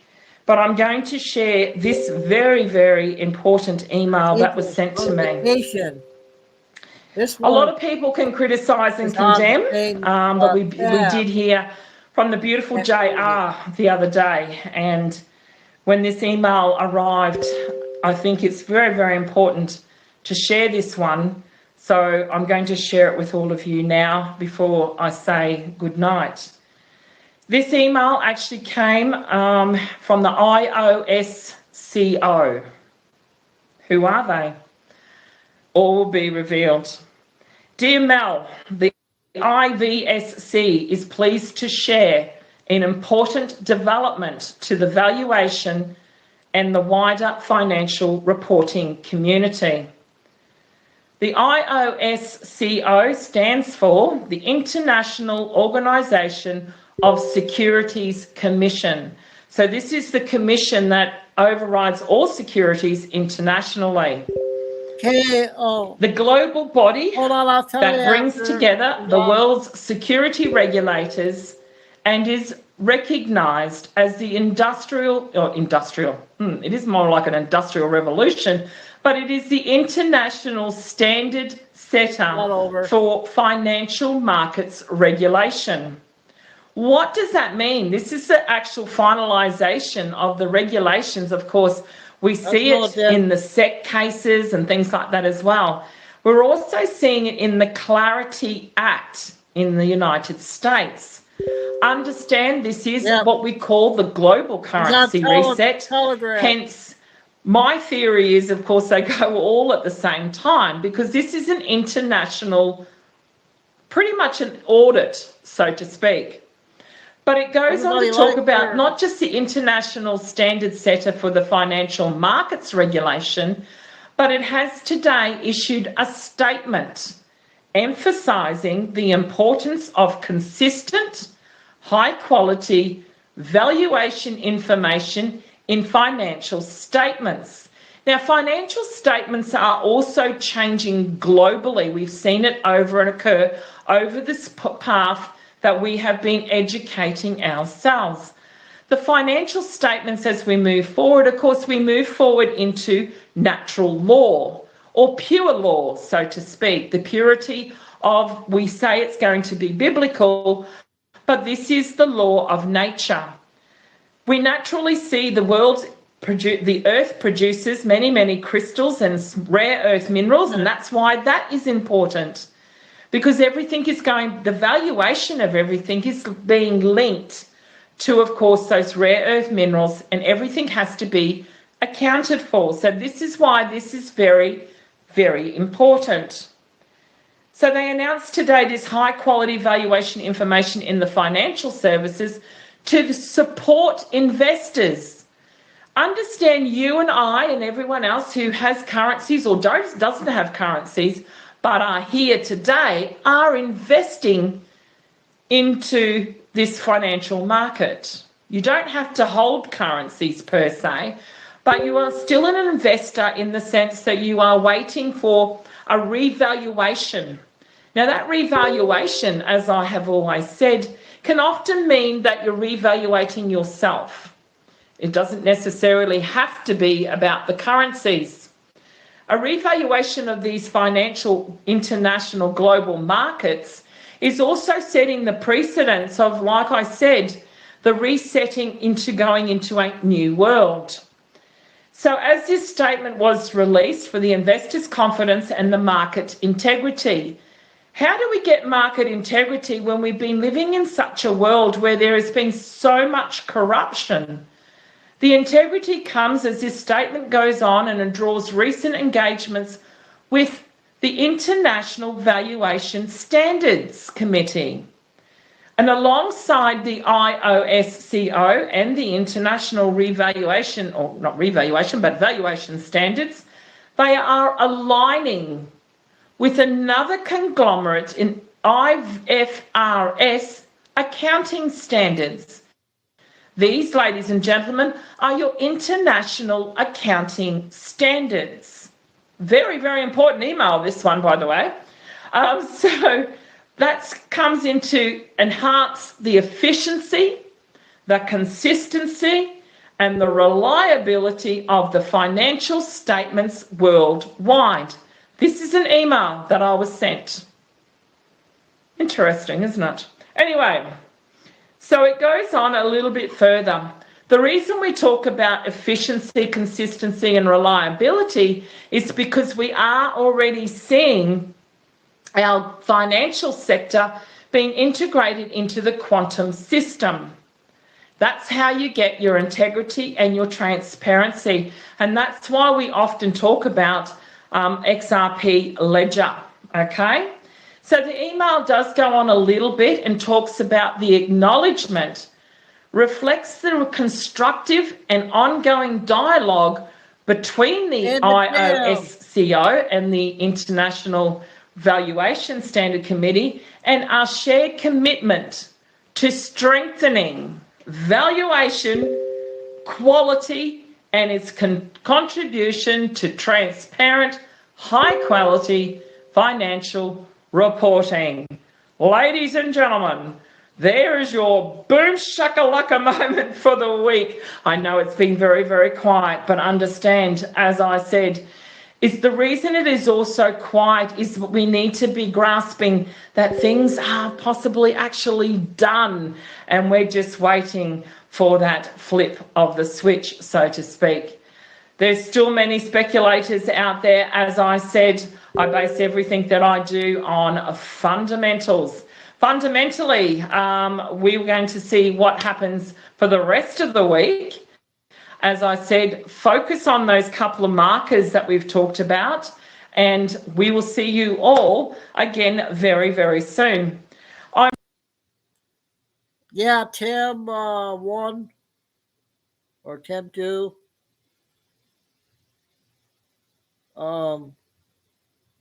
She's on.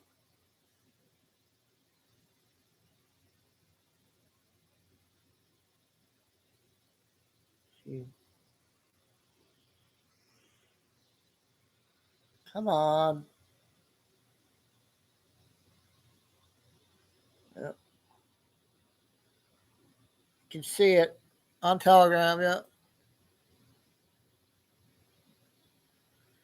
So I got a few photos. I'm going to do the last three with the TikTok lady.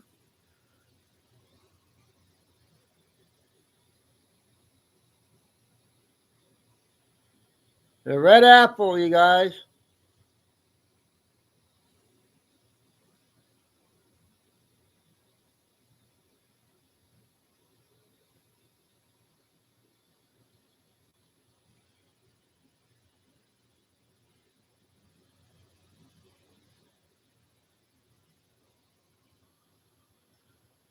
If we can't put serial numbers every bill, we can put one on every ballot.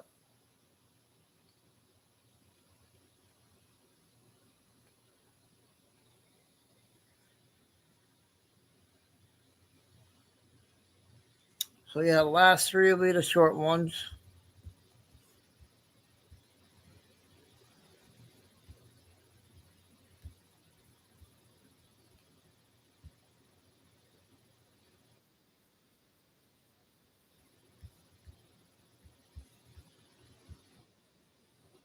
His official White House phone like it was a parting gift to Jack Smith's Rogue Squad. And they subpoenaed every personal call and text message from President Trump's life. This is unprecedented tyranny straight from the deep state's playbook. Then Judge James Boasberg, he's broken the law. Republicans now screaming impeachment, but what does that mean for the future of his black robe? I'm going to break down the legal mess this corrupt judge just walked right into. And that's not even the wildest part of today's show. Tom Homan, he makes a shocking statement on live television about his living arrangement since March. Like it or not, folks, we are all riding the crazy train straight into oblivion. And before we dive into all that, I want to send a huge thank you to our members and everyone that supports us with Super Thanks donations. Your support keeps this channel independent and allows me to do this full time, which I love. You are not just viewers, you are part of the mission to get the truth out. So thank you. And if you want to support us financially, the details are down below. If you can't, no worries. Just hitting that like button and sharing your thoughts helps me more than you know. Let's dive in. All right, we're going to get to the breaking news on President Trump in just a moment. But first, I want to get you caught up on a story that is also just now unfolding. James Comey, he's out there crying unfair prosecution. But U.S. Attorney Lindsay Halligan just dropped a massive court filing that reads more like a Netflix true crime script than a defense brief. Before we dive into the treasure chest of receipts, let's set the scene. You're going to hear the name Daniel Richman, a former DOJ official, now Columbia law professor. He was helping the FBI during the 2016 election. And yes, He's the same guy who later helped Comey by leaking the so-called Comey memos to the New York Times in 2017, right after Comey was fired by President Trump. Now, that leak wasn't random. It was Comey's Hail Mary to trigger the appointment of a special counsel to keep the bogus Trump-Russia saga alive. Now that you know the dynamic, Comey, the puppet master, Richmond, the messenger, let's unpack the 5 bombshells in Halligan's new filing. The first big revelation here is, while directing a campaign to sort of massage the media or spin the media on how the way he handled Hillary Clinton's personal email case, he used personal email himself to do government business. You can't lose the irony of that. Secondly, it is very clear that he expected Hillary Clinton to win and that she would one day be, quote unquote, grateful about the way he handled her email case. So he has a political motive that we never saw in writing before. So here's the email he's referring to. James Comey responds to his buddy Daniel Richman, who is saying he's basically willing to make a statement to the New York Times if it's going to help Comey's credibility. And Comey, from his burner Gmail, with his alias Reinhold Niebuhr, he states, and you can follow along towards the bottom of your page, quote, "To me, no need. At this point, it would be shouting into the wind. Someday they will figure it out. And as Jack and Ben point out, my decision will be one a President-elect Clinton will be grateful for, though that wasn't why I did it." Yeah. About that grateful part, here's Hillary Clinton in 2017 blaming Comey for losing the election. So much for gratitude. I mean, these Democrats act like accountability is beneath them, as if rules are optional when they wear the right lapel pin. The Biden DOJ, they didn't just raid Trump's Mar-a-Lago, they handed over his official White House phone like it was a parting gift to Jack Smith's rogue squad. And they subpoenaed every personal call and text message from President Trump's life. This is unprecedented tyranny, straight from the deep state's playbook. Then Judge James Boasberg, he's broken the law. Republicans now screaming impeachment, but what does that mean for the future of his black robe? I'm going to break down the legal mess this corrupt judge just walked right into. About that. One more. I'll finish the last 2 with, I'll try to get one more video in.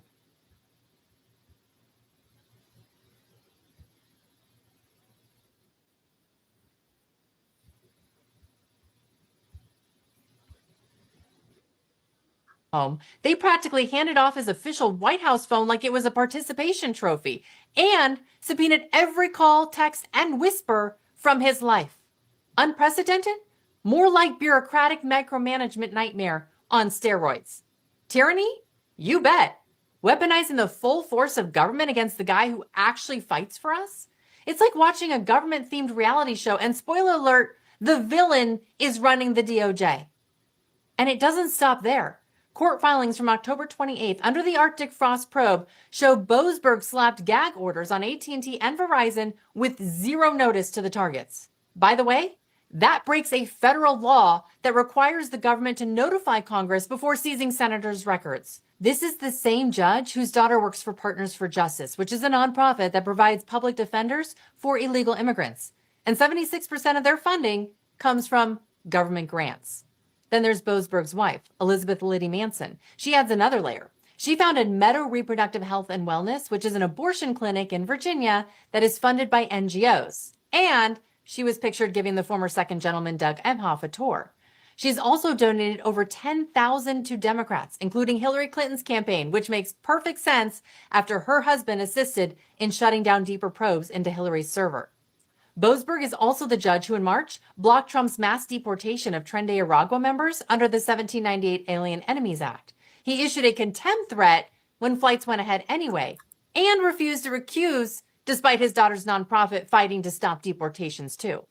Those examples are just the tip of the iceberg. Republicans now vowing to impeach the radical left judge. So what does getting impeached actually mean? Here's the deal. Impeachment doesn't automatically send Judge Boasberg packing. Think of it like getting indicted in political court. The House of Representatives, they bring the charges. Those are the articles of impeachment. Now, if a majority vote yes, he's officially impeached, but that's just round 1. Then the whole circus moves to the Senate. Senators become jurors, lawyers go head to head, and it takes a 2/3 vote to actually remove him from the bench. That is a massive hurdle. And unless Democrats are willing to cross the aisle, Boasberg likely keeps his seat. But if, and it's a big if, he's convicted, he's gone, stripped of his robe, out for good, and barred from ever holding federal office again. If he's acquitted, He keeps the gavel, probably cashes in with a book deal, and walks away claiming he's the victim of political revenge. Now, for perspective, only 15 judges in U.S. history have ever been impeached, and just 8 were actually removed. So yeah, it's rare. And I know a lot of you watching are frustrated because it feels like Democrats are never held to the same standard. Their own people can weaponize justice, twist the system, and somehow still walk away untouched. Case in point, their dangerous rhetoric. It is fueling real-world violence. According to The Atlantic, threats against Trump administration officials have gotten so bad that some are being forced to live on military bases for their own safety. Think about that. White House officials literally in hiding. We're talking Stephen Miller, Secretary of State Marco Rubio, Defense Secretary Kristi Noem, Secretary of War Pete Hegseth, and Army Secretary Dan Driscoll, all documenting a surge in violent threats against them and their families since President Trump returned to office. And it's not an isolated problem. Check out this graph from a Rutgers study that shows 56% of people who identify as left of center said they would find it at least somewhat justified if someone murdered Donald Trump. Let that sink in. Over half. And let's be honest, this isn't just about the words they use. It's about what they refuse to say as well. When the left stays silent while their followers harass ICE agents or stalk conservative families, that silence becomes permission. You don't get to preach tolerance while throwing basic humanity out the window. And through all of this, the courage shown by people like Charlie Kirk's widow, Erica, is incredible.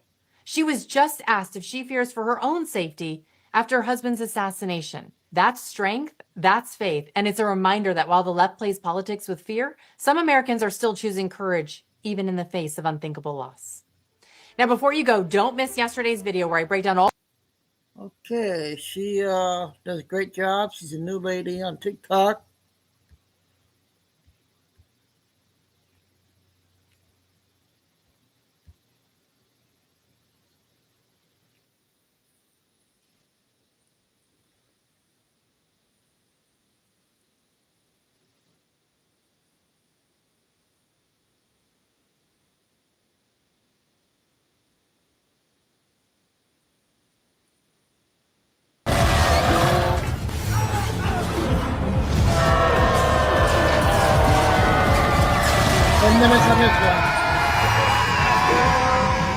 The hottest Disney movie coming this fall, Tran. Hang on, buddy, I'm coming. It'll blow your balls off. What's up, guys? Benny. A black woman lesbian versus a Latino transgender. Who will win in the Oppression Olympics? Libs down bad because they don't know who the hell to cheer for in this scenario. TLDR, the libs back the transgender and the black lesbian, who is somehow higher on the intersectional hierarchy chain, has to be kicked out of the gym. That's what happened in California at a Gold's Gym. A massive confrontation between a black lesbian banned by the iconic gym brand for standing up to a trans woman who stared at her and swore while she was naked in the women's locker room, leading to an absolute historic crash out. Holy moly. This going viral, one of the #1 trends in the world right now. A lesbian woman has shared an outrage on social media after a trans woman allegedly followed her into the locker room, Los Angeles gym, and called her a B in a deeply angry voice. Trish Hyman's her name, and she's banned from the fitness brand before posting a video on X about the encounter in the women's locker room. In it, Hyman can be heard shouting about the trans person and saying, "Stay out of the women's locker room. We don't want it." Onlookers watched shocked. On Instagram, she posted the same video, a lengthy caption saying multiple women have repeatedly made written reports about a man coming into the women's locker room harassing us. The gym has done absolutely nothing, describing how the man's often naked, and you can see male genitalia. She went on to say that the trans woman was dressed in black long sleeve shirt and legging, disrespecting multiple occasion. She described the trans woman coming into the locker room behind her, calling her a B, saying she was terrified, screaming, "There's a man in the restroom." Hyman said the trans person was removed, but the gym staff then turned around and terminated my membership too and punished me for speaking up. Libs gonna make a choice, right? Here we go, ladies and gentlemen. Here's the crash. Men, grown men with big dicks in the women's locker room. And that's why I'm getting kicked out. And I want to make sure the girls know. The everybody saw that man in the fucking locker room. No one's saying shit. And I'm fucking done with it. It's fucking stupid. It's dangerous.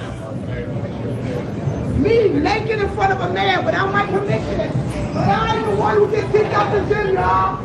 I'm terminated for not wanting men in the locker room. We always knew that it would crash out like this. You know, when you're trying to please everyone, you're going to end up pleasing nobody. And there are so many different scenarios where the things that libs claim to care about, I mean, let's take a totally different scenario, but similar here, right? Libs say that they are for black people disaffected in the inner city. Yet they import tens of millions of low-wage earners who take the jobs of people who are on the lower social strata in this country, born in this country, making it all but impossible for them to live or to find work. You know, destroying entire industries of oppressed peoples, giving those jobs to people who are not Americans. Libs lie like this all the time. We're in favor of black women. How many times did you hear that during George Floyd? We are the defenders of black women. And then the moment that there's someone else who could be perceived as lower on the intersectional pagan hierarchy of the left, the black woman just gets thrown right under the bus. Here we go. Let's continue to read. In the end of the video, the trans person can be seen walking away from the tense encounter and going back into the women's locker room. Would you look at that? Holy smokes. This is obviously something that has captured the attention of the entire internet. Brave woman got kicked out of Gold's Gym because complained about men in the women's locker room. Memberships there start as young as 12 with a parent, and 16 alone. Women need single-sex spaces. Black woman kicked out of Gold's Gym. Shame on the Gold's Gym, and she should sue, is what people are saying. Amid all the outrage, Gold's Gym found women's only gym that actually said no loopholes, no politics, no identity, no workaround, just women, and they stood their ground.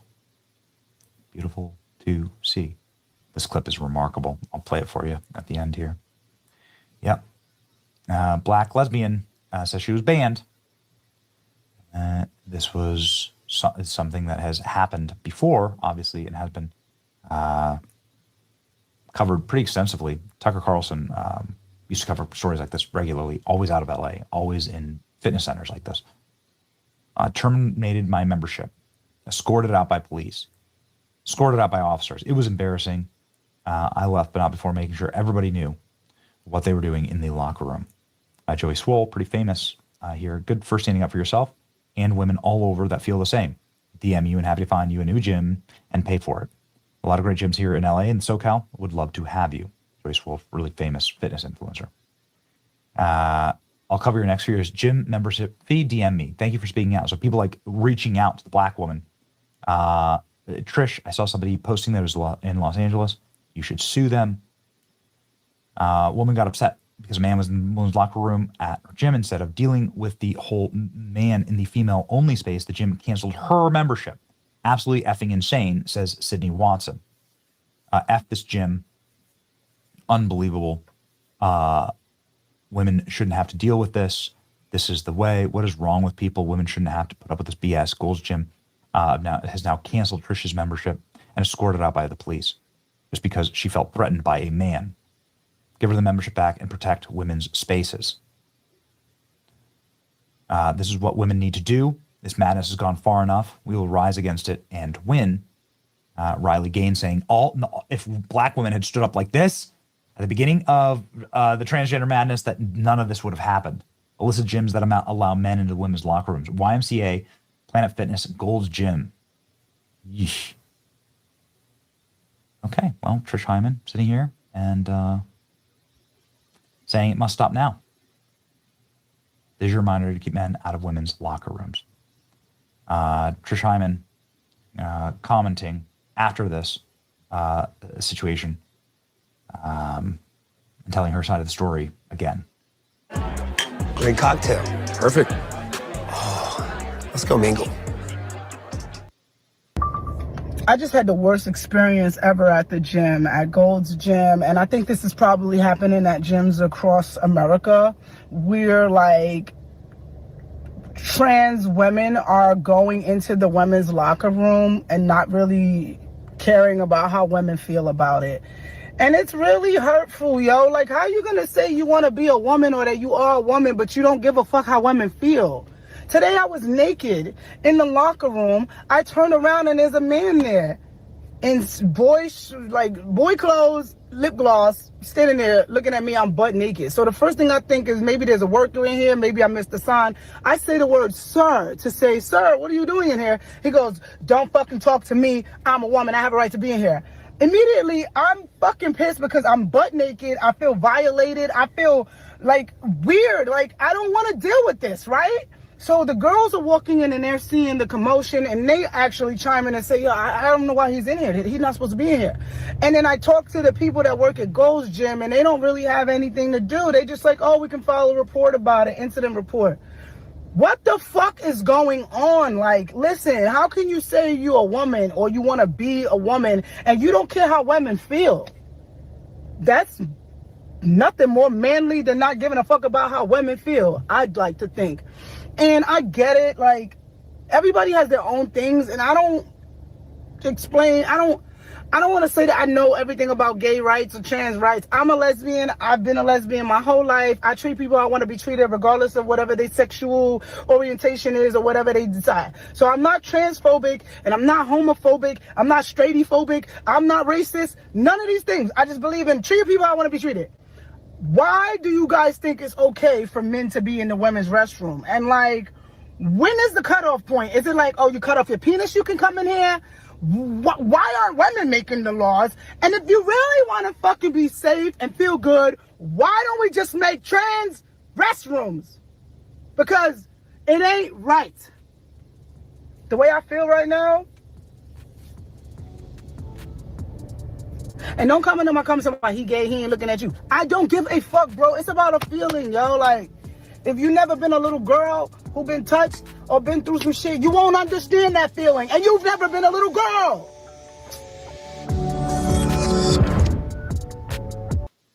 Okay. That was a different one from Benny.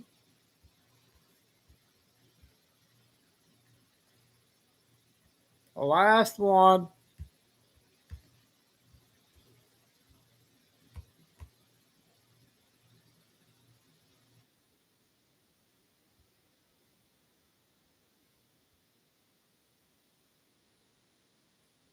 For whatever this thing is, because it promised it would get the bad man out of office. It's all I think about, so this makes sense. Who cares if it only became a citizen recently? Maybe we made a mistake.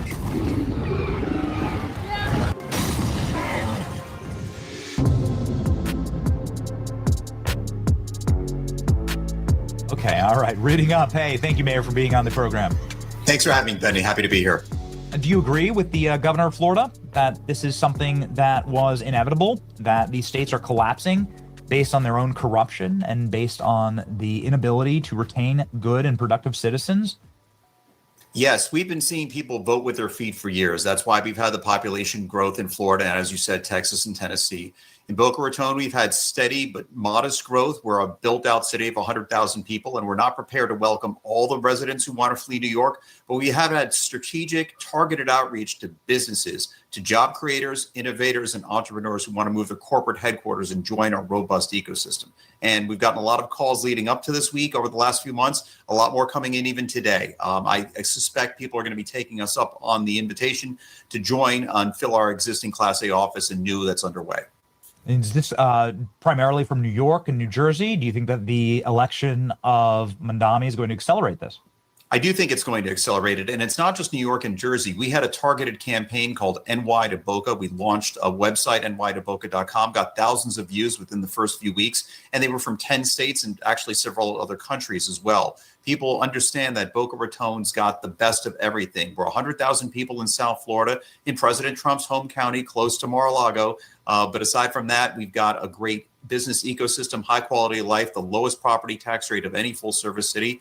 And like so many other cities, we govern effectively by keeping services efficient. We don't have DEI, we don't have ESG. We focus on getting the services there and invest heavily in public safety. Yeah. So what would be your greatest selling point if you're talking to somebody who's in New York right now and they're saying, I'm not sure I want to live under a defund the police regime. I'm not sure I want my taxes to go up exponentially. I run a business here and I'm looking to get out. Several pitches. First, no state or income tax. Contrast that to the nearly 17% that you're going to be facing under Mamdani. We have Class A office here, 30% lower operating costs, great talent with 3 universities, including the Tier 1 Research University and Florida Atlantic University. Great schools, great quality of life, great weather. We did not shut down during COVID, and we did not penalize businesses. We welcome them. We're here to celebrate and propel business, not overregulate it and defeat it. I got to assume that there's plenty of Cubans, at least in the greater southern Florida area, and I know that there's probably many that are your constituents, and they know full well what communism brings to a once prosperous land. Can you speak to them? Sure. We don't have this high of Cuban population in Boca Raton. We're about 30 miles north of Miami, but we have a broad base of people who fled communism and fled socialism, whether it was Eastern Europe, Cuba, or other South American nations. And they understand we are here to create a vibrant microcosm of what America should be. Strong in public safety, great schools and quality of life, propelling business, and letting people be free from the overregulation of government. And it saddens me. I lived in New York for 10 years, but I was wise enough to get out. I made my move to Boca Raton, and it was the best move of my life. And I'm looking for other business leaders and job creators who want to do the same, because we're here to help them. But it's sad to see what's happening in New York. It makes me grateful, though. A year ago today, we elected President Trump. And if we're seeing what happened in New York and a few states, just think about the catastrophe the nation and world would be facing if we hadn't won that election. I'm so grateful for what President Trump's been able to do the last 9 months. And we can expect good things to propel us forward. We just have to work harder. Patrick Schwarzenegger explains spinning this October on Fanatics Casino, while also spinning. Only Fanatics Casino has fan cash spins. And this October. Yes. So can you please diagnose what is this political moment that we're living through? For me, it seems like it's kind of the death throes of a party that is desperately trying to find some type of energy or power. They have seemingly sold off their working class base and have decided to do a full-on embrace of what they're painting as Democrat socialism, but what is really just Marxism and communism in practice. What is your diagnosis of this current political environment? That the Democratic Party has some real inherent sicknesses here. And I think it's going to require us as conservatives to continue to preach the message that the Democratic Party of 30 years ago has no resemblance to what we're seeing, maybe even 10, 15 years ago. We've just seen the far left threaten, and take control. And you're even seeing it now with established Democrats fearing and moving more toward the left radically. It's not a recipe for success. I'm old enough to remember Reagan and the coalition he built of Reagan Democrats. I think we should be seeing more Democrats really take a whole cold, hard look at what their parties become and start voting the right way. And only then will we tamp down the insidious move by communists and socialists to take control of an institution. Yes, it does seem incredibly insidious, and we'll be watching very closely to see the early returns. It doesn't look great for the city of New York, but I guess we'll see. In conclusion here, Mr. Mayor, what is going to be happening in the state of Florida to continue the trajectory? There's no such thing as a permanent red state or a permanent blue state. What's your advisement to the governor in keeping Florida red and prosperous and populated? Well, we have the president here. We have Governor DeSantis. We've got Byron Donalds, who's running for governor, and all along the same line, along with mayors. I work with mayors across the country as part of the America First Policy Institute Mayor's Council, where we're trying at the local level to make sure we have sensible, common sense policies that provide greater opportunity for residents. We have to address affordability, but the way to do it is through free market and lowering the cost of government and the regulation, not like Mamdani's doing. And in Florida, I think we're going to continue to do that. We've seen a large uptick in the number of conservative voters. What was a purple state is becoming red. And if people are coming from New York or other places, we expect them to be voting with their economic interest and the reason they're fleeing these terrible socialist ideas.